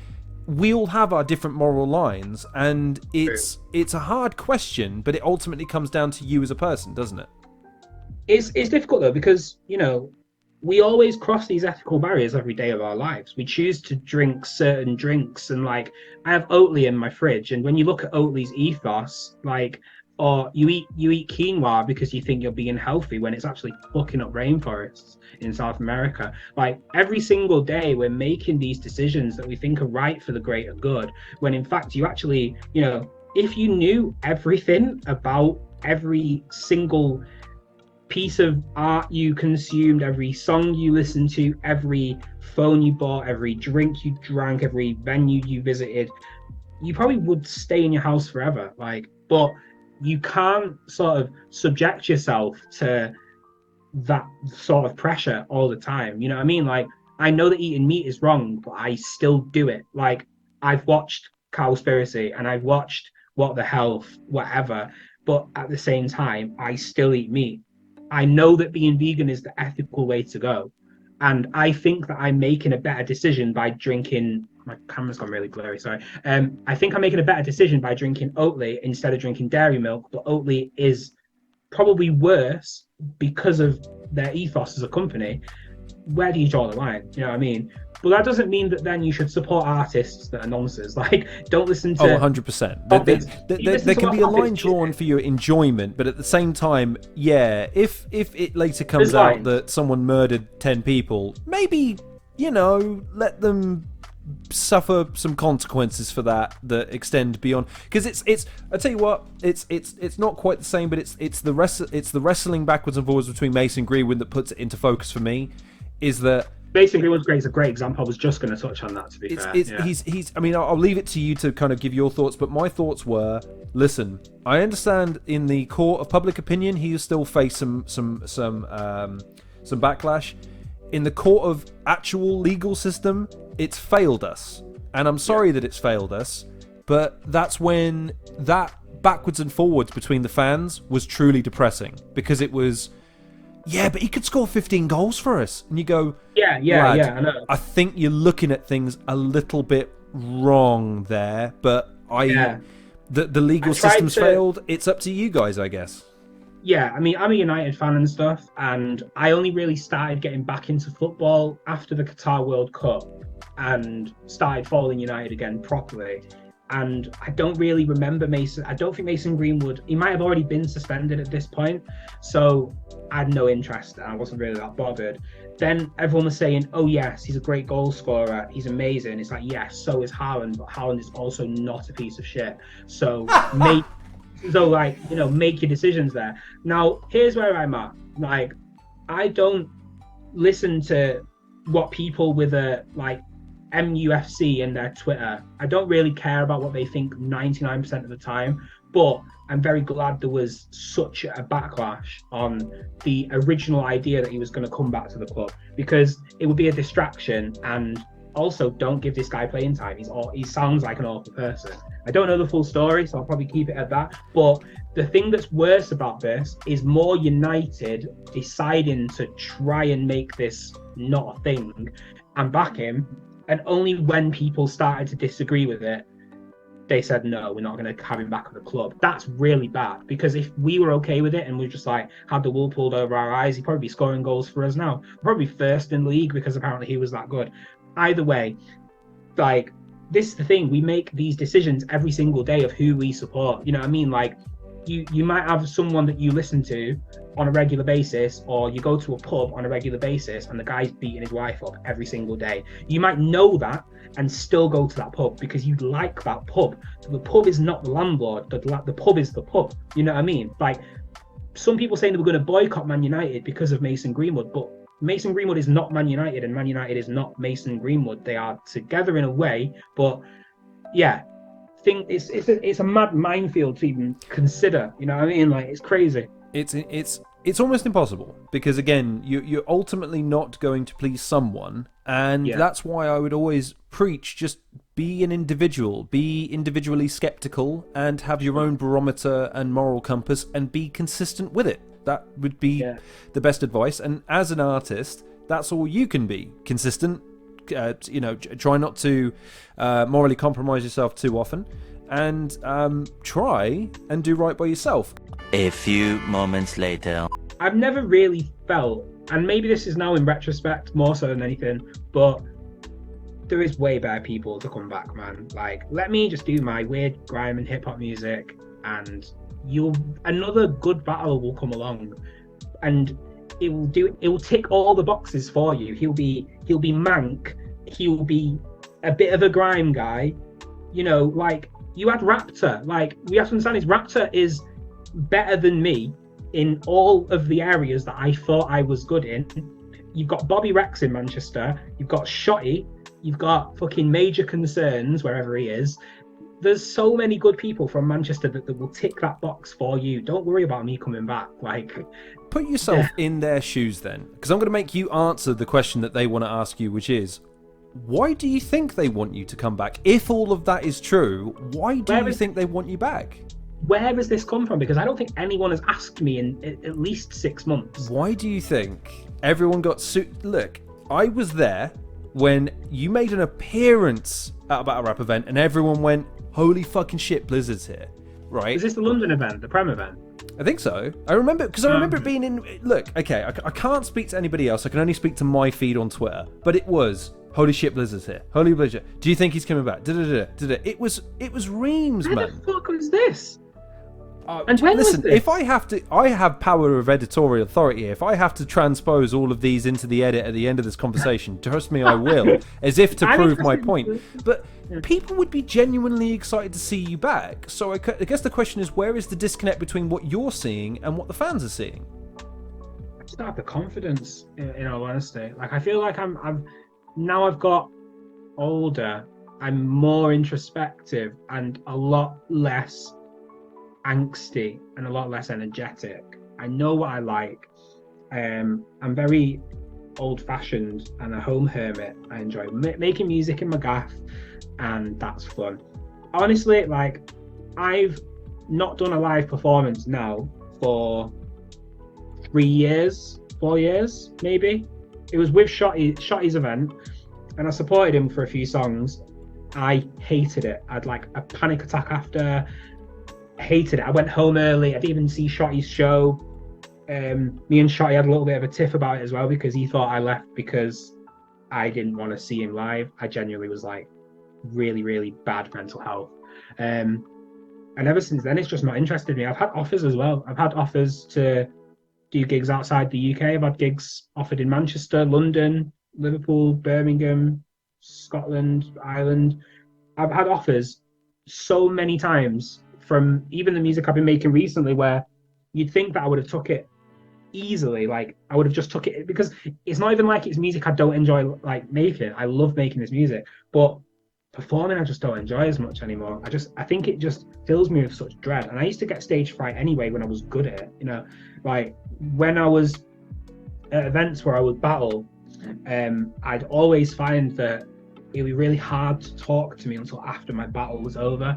So I used to usually do the daytime bit rather than the nighttime bit. So, you know, one of the worst ones I remember was when I battled Lego, and I think it was the end of day 1 or the end of day 2, but I didn't enjoy any of the event. Like, I felt like I wasn't there until after the event, and the venue closed and we all went out for a drink or whatever.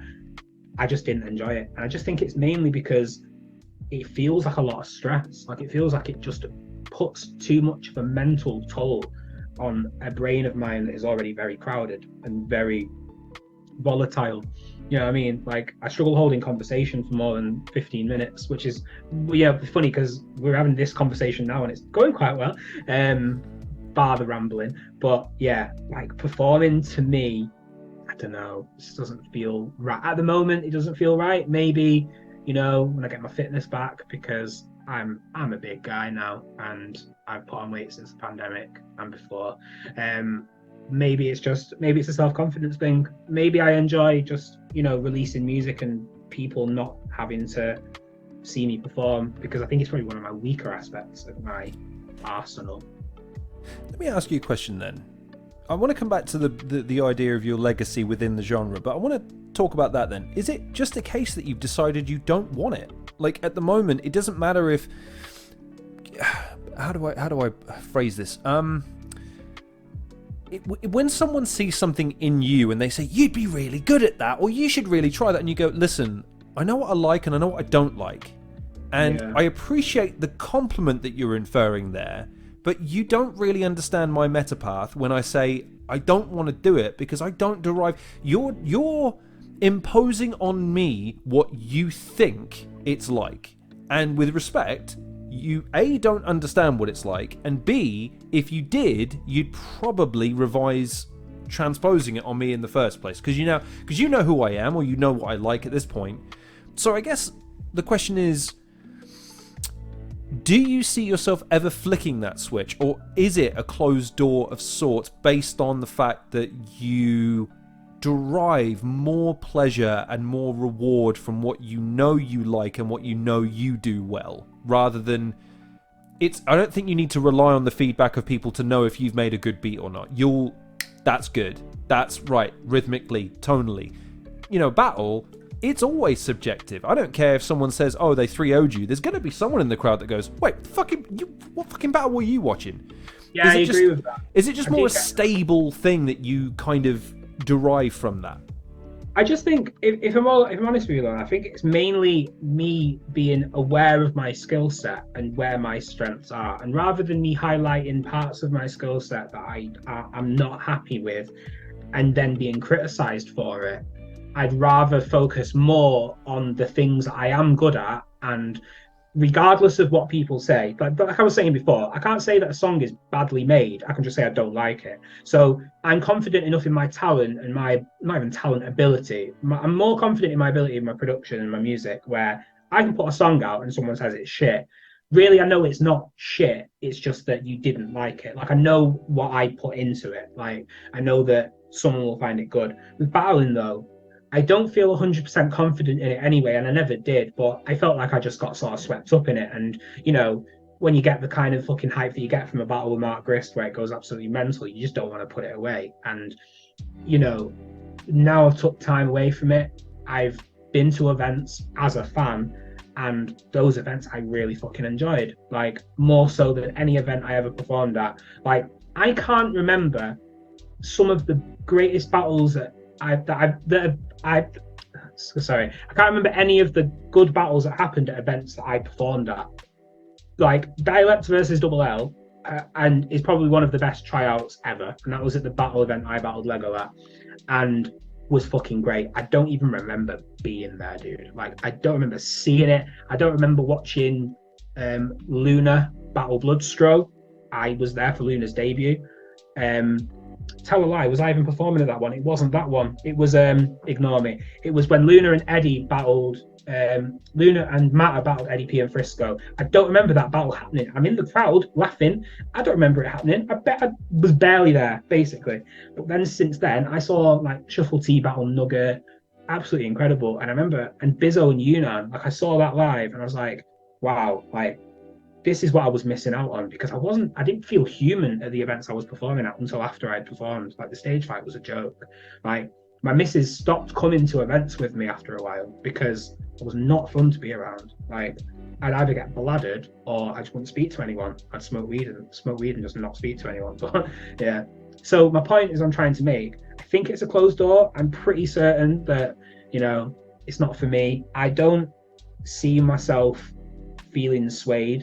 Like, there was a split moment last year where like Gaspuff needed a battle, and I was like, I feel like Gaspuff would be really funny.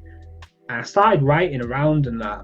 And then I remember just thinking, like, it's not, I don't even enjoy prepping. Like, I don't enjoy writing the stuff, because with music, it lasts for eternity, right? Like, I could make a song and it'll live after I'm gone. Whereas a battle, like, I'll perform it once, it's a one and done. And then the performance that I do on the day does not match up with what the camera captures. Like, I see it all the time, and I don't know, like, you've been to a few events, right? So there's battles you've seen where it's a different outcome to what you saw live when you watch it back. You know what I mean? Like, when I saw Bizzo and Yunnan, I was the only judge that thought Yunnan won. And I like Bizzo, I like Yunnan as well, but my point is, I was the only one that thought Yunnan won. I still think that to this day, but people in the comments think that Yunnan got robbed, and other people think, nah, Bizzo clearly won, and you just don't know what you're going to see. I think certain battles I've done on the day, I lost against Pamphlet in the room, but won on camera. How's that work? You know what I mean? So, but that's battle rap in a sense, because it's one of those ones that I get gassed up about sometimes, because you really don't know how it's going to go, because there's no real established criteria. And I'll use the one we referenced during our non-existent break as an example. You even said, oh yeah, I lost. Right, I watched that battle. Take your opponent's battle and apply it to anybody else and it still works. Take yours and apply it to anyone else, it doesn't work, because it was all tailored. So in my mind, right, well, he gets points for that, because you can't just sit there and write battle raps that could apply to anyone. With all due respect, I have Google and the ability to type mum jokes. Like, that's not hard. And then making them rhyme, I happen to have the Advanced Rhyming Dictionary out now from Shuffle T and Jamie Blease.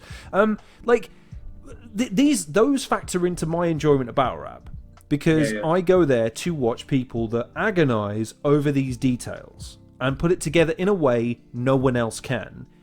And I think once you lose that, you lose the essence of what battle rap is. And I think Soul was kind of making that comment in my interview with him, when he was saying a lot of these guys now wouldn't have lasted 5 minutes in my day. And in my day, if you took me from then to now, I'd be headlining in 2 battles. I wouldn't have had to do 5 tryouts and then 2 regionals and all the rest of it. I'd be main eventing. So my question is, what is your relationship with battle rap in hindsight and with it now? Is it something that you spend much time thinking about, or is it just, like you said, it's a chapter, and I take the chapter for what it is? if we're talking are we talking my perspective of me in battle rap, or just battle rap as a whole? Because those are different answers. I'm going to be a little greedy and say that as a person, like, you look back at your own career accolades, your own achievements, your own highs and lows, and you go, right, how do I feel about that? But also, the scene is a product of what you did. Like, the scene wouldn't be where it is without you. So with those highs and lows comes something that you can still look back on and go, yeah, but maybe if they didn't happen, this wouldn't have happened. And I'm kind of glad this happened. Yeah, I mean, if we're going back into the archives and stuff, I think, certain things happened that couldn't happen today. So I just don't think you'll get a battle in the UK. Like, with respect to Premier Battles, I just don't think the consistent viewership is there for a battle to get a million in a week or 2 weeks. Like, even with viral help, like, some of the best battles, like Shotty and John, or Shotty and Twerk could do it. Shotty and Twerk could definitely do it. But like Shotty and Shuffle, I don't think that's even on, a 250,000 yet? I think that ticked over 100,000 views a few months back, but to me, that's a joke, because, like, it's insane, isn't it? This is no disrespect to Prem. It's not anything to do with because here's the thing, like, if talent was to rule out everything else, it'd be on 10 mil, right? but it's just the way the world works. If that battle came out in prime Don't Flop times, it would be probably a 5 million view battle. Yeah, I mean, it'd be on Shotty Arsenal levels, or you know, fucking hell, yeah, me and Mark Grist. It's the levels are so much better.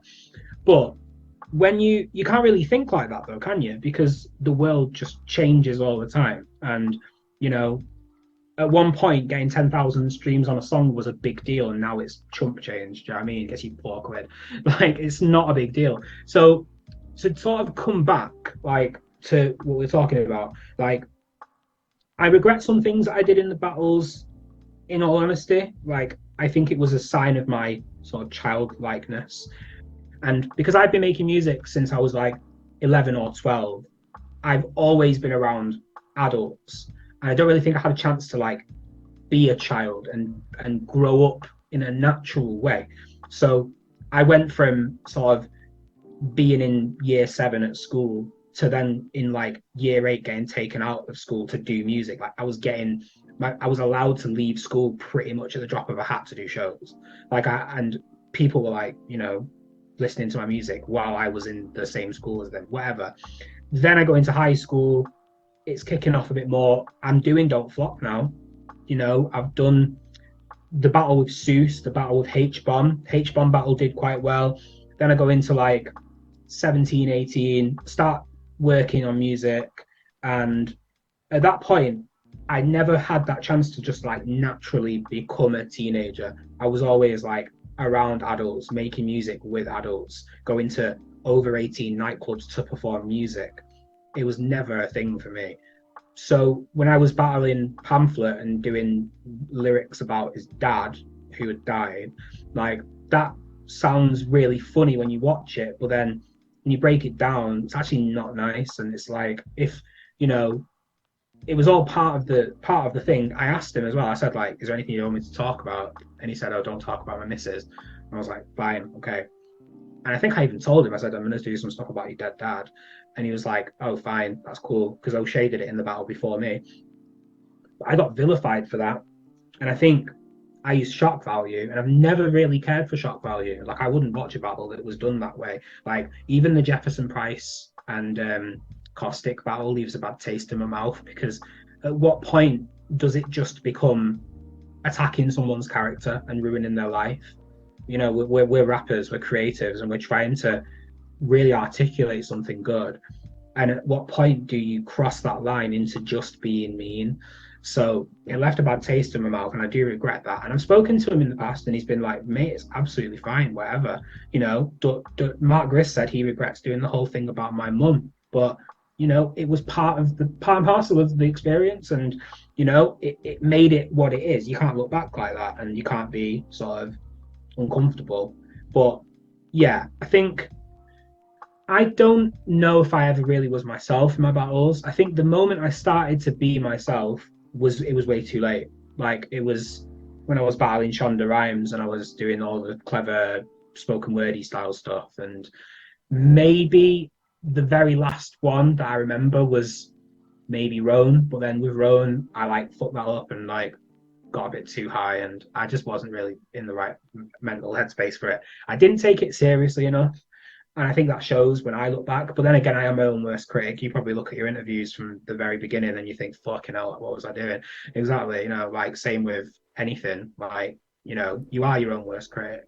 Yeah, if anyone wants to come up Blizzard for anything he's ever done, watch my first ever YouTube review. It's fucking the most memorable thing is that I was rocking in my chair. For 25 minutes I spoke, and that's all anyone took away is he keeps rocking in his fucking chair, and it's really annoying. So, Yeah, like, but I think that's fascinating, because I think there's a generation of fans that owe their fandom to you, and I think that there is a particular how do I phrase this? There's a particular generation of fan that would have passed battle rap by had it not been for you. And I think it's maybe not interesting, because I get that it comes from a humility that you now have as a person that maybe you lacked originally. You don't seem to want to give yourself credit for any of this stuff.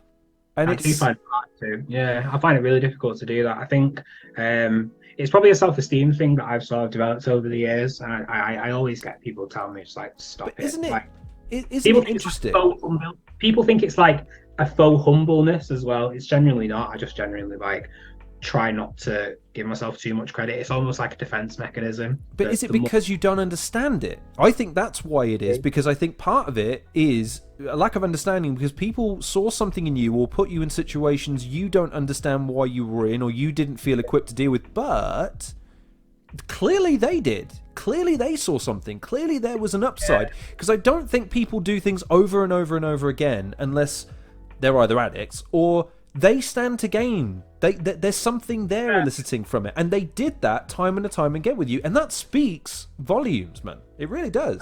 I was aware of the fact that people were enjoying what I was doing. So it almost felt like a service to them rather than a service to myself, which is a strange way to sort of look at something that, you know, you're really taking seriously or trying to an altruistic nature of you. You're like, man, if you like it, then great. Like that's odd for a performer, because you typically have very egocentric, self-driven people in those situations, and effectively what you're saying is, man, I was surrounded by people that said they liked it. I didn't really care for it, but if it makes them happy, then great, gravy. I'm happy to do a favor. Like that's a very interesting way of presenting it, because I don't think many people would draw that comparison. Yeah, I think people think that I'm like this really like headstrong, confident person, and I think I'm very good at masking through probably like years of undiagnosed ADHD, which has now come to the surface. But when I was doing the whole Blizzard rap battle persona, and I was also like on the side doing SBTV and Fire in the Booth and Westwood or whatever, like, you know, doing radio, I was starting to feel like the person that I thought I wanted to be. So from that, you do get a bit of a confidence boost, and thing is, you don't really know what you've done until you've done it, right? And that sounds strange, but you know, like I said before about the Mark Grist battle, it was just 3 rounds that I did, and everything else is a blur, and everything else is out of my control. I just had to come to the battle prepared. I did. I lost, and it just happened that way. But you know, it's almost like I've become lucid now. Like I've just become more aware of the decisions I make, and you know, I've done through therapy and through sort of, you know, a lot of reading and a lot of like self-discovery that I've been attempting to do over the years, because like I said, I've been like this 29-year-old child for most, like, you know, up until this point. I don't feel I've felt very headstrong or mature, and I'm really trying to build on that and become more aware of my spiritual self and more aware of like where I am in the world. But from 0 to the age 20, I don't really think there was much going on up here that was helping me make proper good decisions. So when I was battling, it was just a case of like, oh, I've been offered a battle again, well, I'm going to do it. But it wasn't like, is this the right thing for me to do? Will I enjoy this? Will it give me fulfillment in the long term? Or is it just a short-term game that I'm doing so I can get free drinks, get paid, and have a night out in London for nothing? Like, now, those are the decisions that I do think of every single day. And I turn down clients constantly because either our values don't align, or I know that I'd be setting myself up for failure, expecting myself to do something that's not good for me. You know, maybe that's it. Maybe hindsight is a wonderful thing. And I was enjoying it at the time, but now I'm looking back at it through sort of like the worst vision. I don't know. It's a hard one to think of. Maybe, yeah, I do need to work on it, because I do find it very hard to take sort of compliments. I almost like, it's an imposter syndrome thing. I don't think I'm deserving of them. And I would much rather protect myself than people just give me compliments. You know what I mean? People tell me all the time, oh, you got me into battle rap. And I appreciate that, because that isn't like you saying I'm good or bad. That's just a fact. If you saw the Mark Grist battle first and you got into battle rap, that's something that I can't debate. You got into battle rap through Blizzard versus Mark Grist. That's fair. If you tell me I'm one of your favorite battlers, that always feels odd to me, because then I'm thinking like, I don't even enjoy it. Like, I don't even like me as a battler. Like, I wouldn't watch me if I wasn't me. If I wasn't Blizzard, I wouldn't watch a Blizzard battle. I wouldn't enjoy it. And therein lies the dichotomy of the artist. It's ultimately, whatever we make, okay, we want it to fit our standards, we want it to meet our criteria, we want it to be fulfilling for us personally, but ultimately, it's not ours. It's not for us. It's released into the wild, and it's farewell, my son, safe on your travels, and you just hope it arrives at its destination, and you hope it arrives there unscathed, and hopefully doesn't get used in a political rally that you don't particularly agree with. Otherwise, you better be good at writing cease and desist. I have one tiny little question to end, and hopefully we can use this as a way of segueing past the battle rap stuff into what you currently do and beyond. Because, as I mentioned off camera and on camera, the Sounds Like intro is fucking lovely. I sang it to my mum actually on her birthday. It's just on a whim. I was just singing it to myself, and she was like, "What's that?" And I'm like, "Fuck it. Let me go on Twitter and find it," because you hadn't uploaded it as a separate video. So I went through fucking 50 million tweets and found it, played it. I love that composition. It's just so much fun. What are your aspirations and goals for the future as an artist, as a producer, as a musician, or just in other avenues? Like maybe you want to take your talents and take them elsewhere, or you want to do something completely off the wall or something different. What are your aspirations and goals going forward, man? Yeah, so obviously for the moment I'm still doing the Blizzard stuff, like as an MC and as an artist, and I've got my project dropping next month, which I'm really excited about. That's called Demons Living Rent Free. Quite an interesting, it's a good hour listen of music about myself and about my life. Bit of a biography. It's good. I'm really happy with it, and I can't wait for people to hear that. Pushing my production is obviously the most important thing for me at the moment. That probably just outweighs the rapping side of things, because again, if we're talking about like playing to strengths, production is probably my strength. So I'm working on like a lot of instrumental work. I'm trying to branch out into scoring. I just did a project with Briggsy and his company Odd Draw, which was like a short movie called Gooseneck, which is currently doing the rounds at the moment, and they're pitching that to like film awards and such.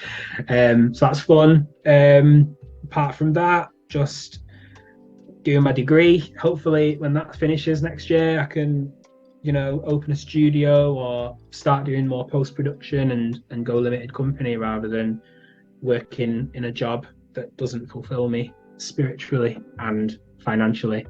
That's the goal. But yeah, apart from that, just released an EP with a guy called Just Rival under the nickname Mega Powers. That came out last Friday, so it's out now. And yeah, just trying to be a better me every day. That's all you can do, right? That's lovely, by the way. The trying to be, but I long since gave up on trying to be a better version of myself. I'm a piece of shit, and I'll just learn to live with it. It's absolutely fine. Yeah. So, a couple of quick fire questions, because we like to have some fun here. And I trawled through your Twitter history to try and find some ridiculous statement like Bizzo's never tried a cup of coffee, or Soul thinks prawn sandwiches are the best ones you can buy in Tesco. Okay. Mad Men, a pair of them. Although both of them put me down as a result, so maybe this isn't going to end well for me either. You you got a bit of a bad time from Soul, didn't you? About the time? He tore me to shreds. What are you talking about? I mean, I would never pick a prawn sandwich, in all honesty. It's not I don't like prawns. I just think leave the prawns out of bread, unless you're a psychopath. But at the end of the day, whatever. Everyone's got their own tastes. Well, look, all it did was accentuate, because I see this happen all the time on Twitter, and kids, I don't understand what your problem is. Don't pick fights with battle rappers on Twitter. They'll win. Like, it's not. Did you think Bizzo's never had a cup of coffee? He told me, and this is on the interview, so he can correct me if I'm wrong, the only cup of coffee he has ever had, he made for someone else by mistake and took a sip of it just to see what it was about. And I was trying to say to him, like, dude, you took a sip of a coffee you probably didn't know how to make, using granulated shit that has come at the arse of a fucking somewhere, God forbid, and you're gonna denigrate an entire genre of hot beverage because of that. And he goes, I don't need it, I just want tea. I'm like, so man. But I love coffee. I've got a coffee machine that's like more expensive than anything I own. So It's my single greatest investment. If I could kick one habit, it would be coffee, but I love it too much now. I'm not in the business of quitting coffee now. I stopped smoking. That's the only vice I'm giving up. Like, I'm not giving up coffee. No fucking chance. I've done decaf for a while, but nope, not again. And I've got a good machine as well, so I can make a proper, like, I've got a DeLonghi in it. I can just like crush do my beans grinding, because I've been grinding, and whip the milk up. If you bump into Biz, then would you please put a coffee in his hand and tell him to just sip it for me? I offered to drink a Prime and he turned me down. I've still not had Prime. Tell you what is good though. We're talking about caffeinated drinks. I make something called a London Fog, and I don't know if you've heard of it. It's really fucking good though. If you ever get a chance to make it, it's Earl Grey with steamed milk and vanilla. Looking great. Highly recommend it. I'd go in for some of that. I'm always up for trying new stuff like that, because it's always I like it. I worked for a coffee company for a bit, and they had like rows of shit to try, and it was like sick. Just try one thing after another. Do you know what I mean? They also had a Reese's Room. That was dope-tastic, son. What was this? So it was a company called Eurofoods, and they were like in charge of bringing brands over from other countries and trying to get them started in the UK. And this was before Reese's really blew up, so I was the only one that was like, wait, what room? And they opened the door, and I shit you not, it's anything you can imagine. Anything, but it's got Reese's. And you go, get the fuck out of here. Is that a Reese's Krispy Kreme donut? Yes, it is. Would you like to try 10? You motherfucker. Give me that motherfucking box. So, yeah, that was fun. So, okay, tell you what then. That will kick that off as our first up question. What is your best, apart from coffee, obviously, but what is like a comfort of yours? What's something that you can chuck on, make, brew, consume, that you just go, do you know what? Day might have been shit, but do you know what? That was all right. Quite a few, to be fair. Something about a nice cold Dr. Pepper. As a child, I've loved it, and I still love it to this day. Out of a can. I don't know why. It just feels so good. Food wise, it's a tricky one. Like, I love toast. Like, it's so stupid, but I don't have it a lot either. Like, I try not to have bread in the house a lot because I'm trying to watch my figure and trying to be a little less carb-tastic. But something about a good proper thick slice of toast with butter is just wonderful. Thing is, I'm a big guy, so it could all be food. But if we're not going about food, then like another thing as well, like playing Zelda is something that I've been using as my ultimate escapism. Like, I've put in 100 odd hours on Breath of the Wild, and I've just started playing Tears of the Kingdom, and like I've got my missus onto it as well. She's got a portable Switch, I've got my Switch on the TV, and we literally will play it for like 6 hours straight and not speak. And then every now and again I'll be like, what are you up to? And she's like, oh, I'm just beating this shrine. I'm like, oh shit, have you tried doing this? Yeah, okay, no worries. Back to playing it for another 3 hours. Like, it's great though, because it's an escapism, and open world games are so good for just like letting your mind wander and not having to think about anything. That's great. Well, that actually, I'm glad you reminded me of that, because the question I did, or still do, I suppose, I consider it the battle rap of my life. I did a top 10 things we learned in gaming this week series for another channel. One of the things was that when Tears of the Kingdom was released, everyone was going mental with creations. In fact, someone had devised a giant mechanical penis and was crushing people to death with it.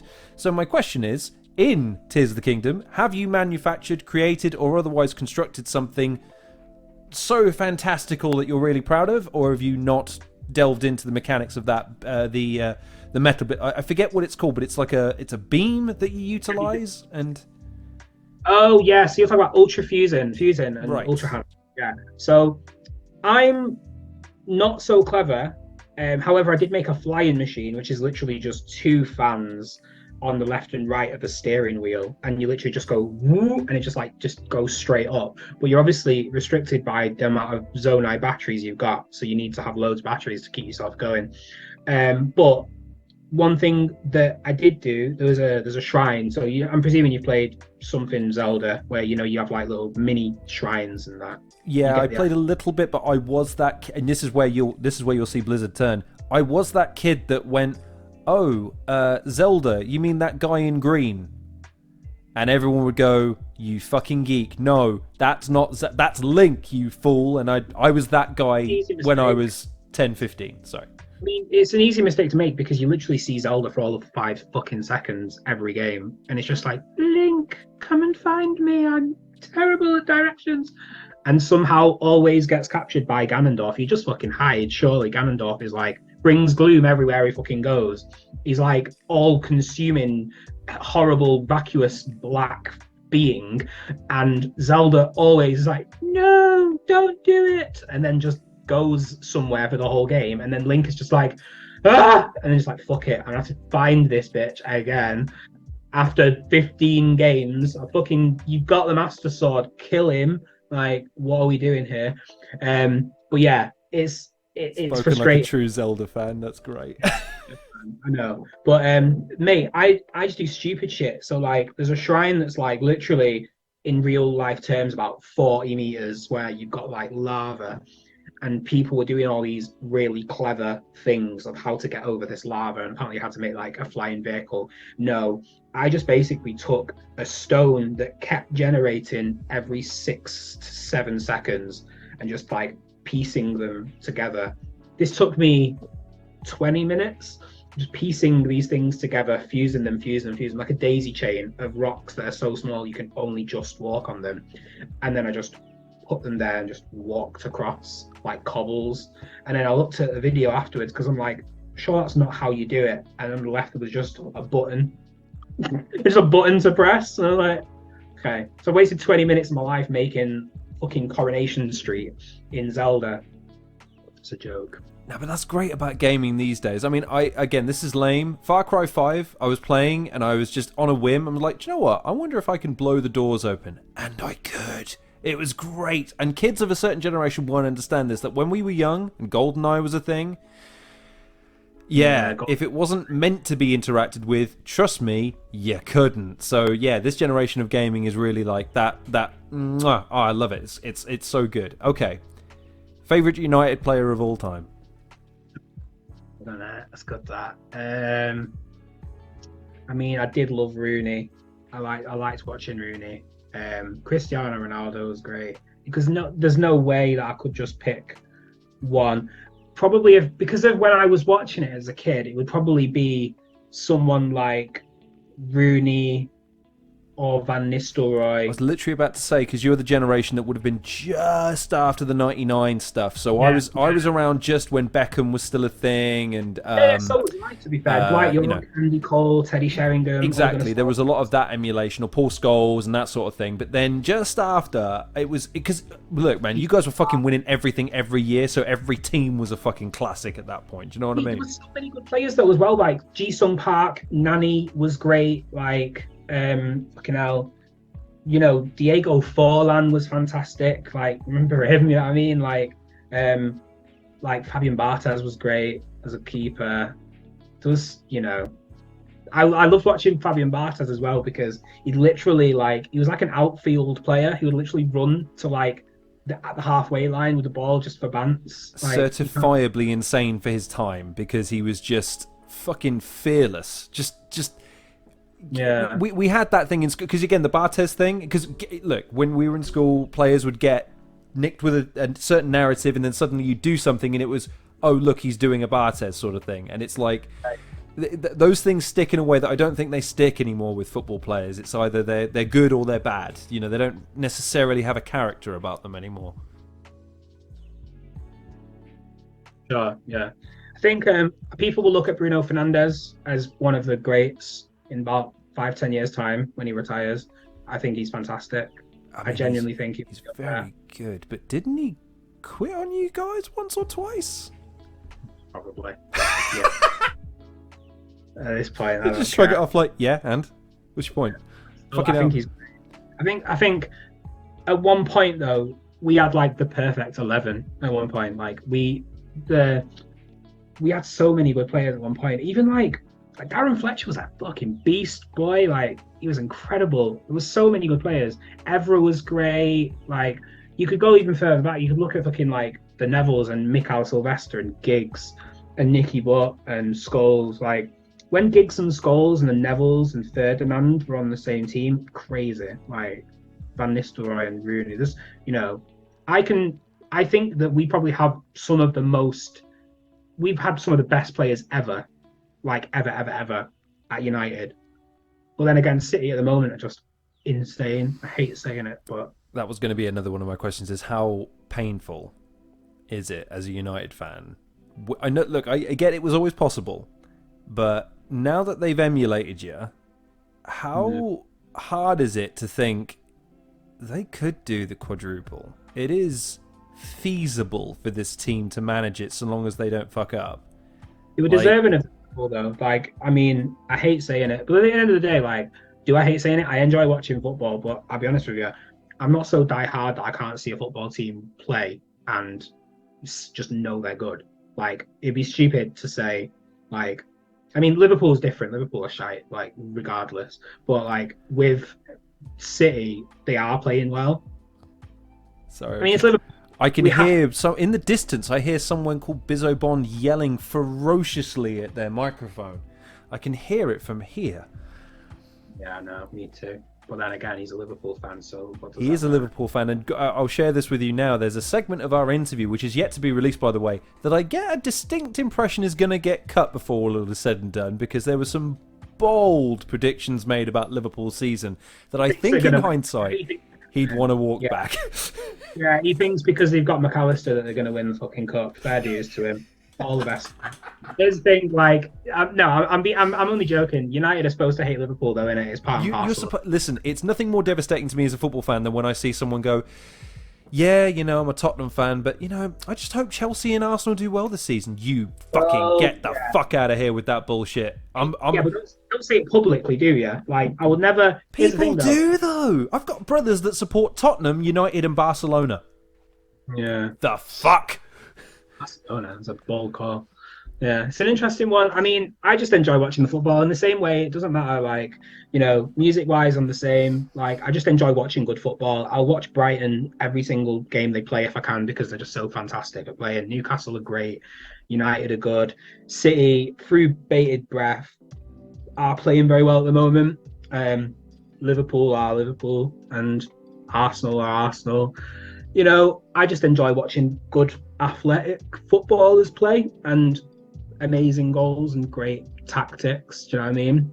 I did laugh when Van Dijk got sent off, though, the other day. That was hilarious. I had to, though, because, you know, I could just hear, like, the Bizzos of the world fucking screaming. The same when McAllister got sent off as well. I was just thinking, like, that definitely wasn't a red, but here we are.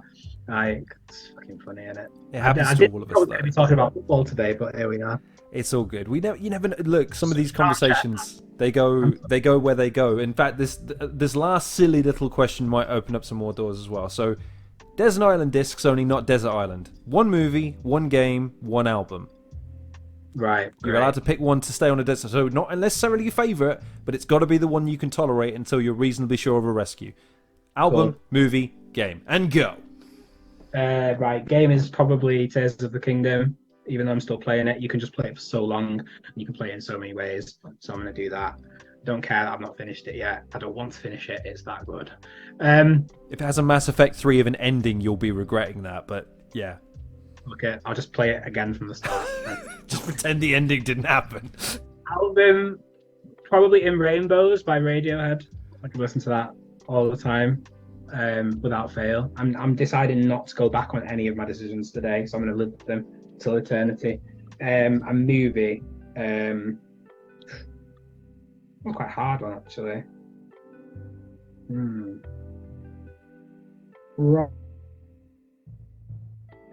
Probably gonna Grand Budapest Hotel. Love that film. And I've really got into it because it's aesthetically really, really good. It's got so many good actors in it, and the music by Alexandre Desplat is absolutely fantastic. It's got some of the best music in a film I've ever heard. And yeah, just can't beat it. Really good. My movie would be Twilight, because I figure if I watch it enough times, maybe it will stop being shit. You never know. It might, but you never know. So I watched it with my missus. I've watched all 5 of the films now. And the thing is, like, It's so bad. It's I was going to say, if you're about to defend those fucking films, we are going to have a goddamn problem, sir. kind of shit, but at the same time, it's kind of funny to watch. No, it's not even worth hate watching. What are you talking about? I don't know. It's kind of weird. I don't know. I think it almost makes me feel like it just makes me feel funny when I watch it because it's like this film I know is bad, but for some reason it's such a nothing film that I don't need to focus when I watch it. I can't explain it. And I'm not saying I'm like his thing, right? I watch it usually in the background when Charlie's just like, I want to watch Twilight. And because she's my wife and I don't want to watch it, we, compromise and then we end up watching it because that's what happens. But then after like 30, 40 minutes, I'm like sort of like half watching while I'm just on my phone. And then like an hour and a half in, I'm like, interesting, okay. But I know it's shit at the same time. I know it's crap. He falls in love with a baby. That bit is fucked. Don't get me wrong. And the fucking mental gymnastics of the fan base to go, you see, but... Yeah, I agree with that. I do agree with that. That bit was fucked up. And I think everyone that watches Twilight, even like diehard Twilight fans, think that whole imprinting on Renesmee is fucked. Like, I get that. I don't know. I wouldn't outright watch it. Like if it was on TV right now, I think I'd probably try and find something else. But I watched it and meh. I'd probably give it like a 4 out of 10. If it was on TV now, I'd throw my fucking TV out the window. Fuck those movies. I had to sit through those movies once in the cinema and again on DVD. Fuck Twilight. I hate those movies. Hunger Games are fire though. I'm not gonna lie. Die on that one. I've never played the games, so I'll have to take your word for it. I can't comment on the games. I will admit to that. Maybe the games are absolutely amazing. Maybe they're the Mario of this generation, albeit I doubt it. So, all right, cool. I think we've had enough fun here. So, the last question is: where can people find you? Where can people support you? And most importantly, what have you got coming up immediately that everyone simply must rush out and support immediately? Cool. So I Am Blizzard is my Twitter and my Instagram and my SoundCloud and my Bandcamp and Threads if people still use that. It's not even called Twitter anymore. It's called X. So yeah, follow me on X. And yeah, I've got an album dropping next month. Demons Have Been Rent Free. That'll be on all the digital streaming platforms and such. And yeah, apart from that, if you want to see me listen to every album that's ever been rated 10 out of 10 on Pitchfork, I'm documenting my findings on Instagram and Twitter. So yeah, enjoy.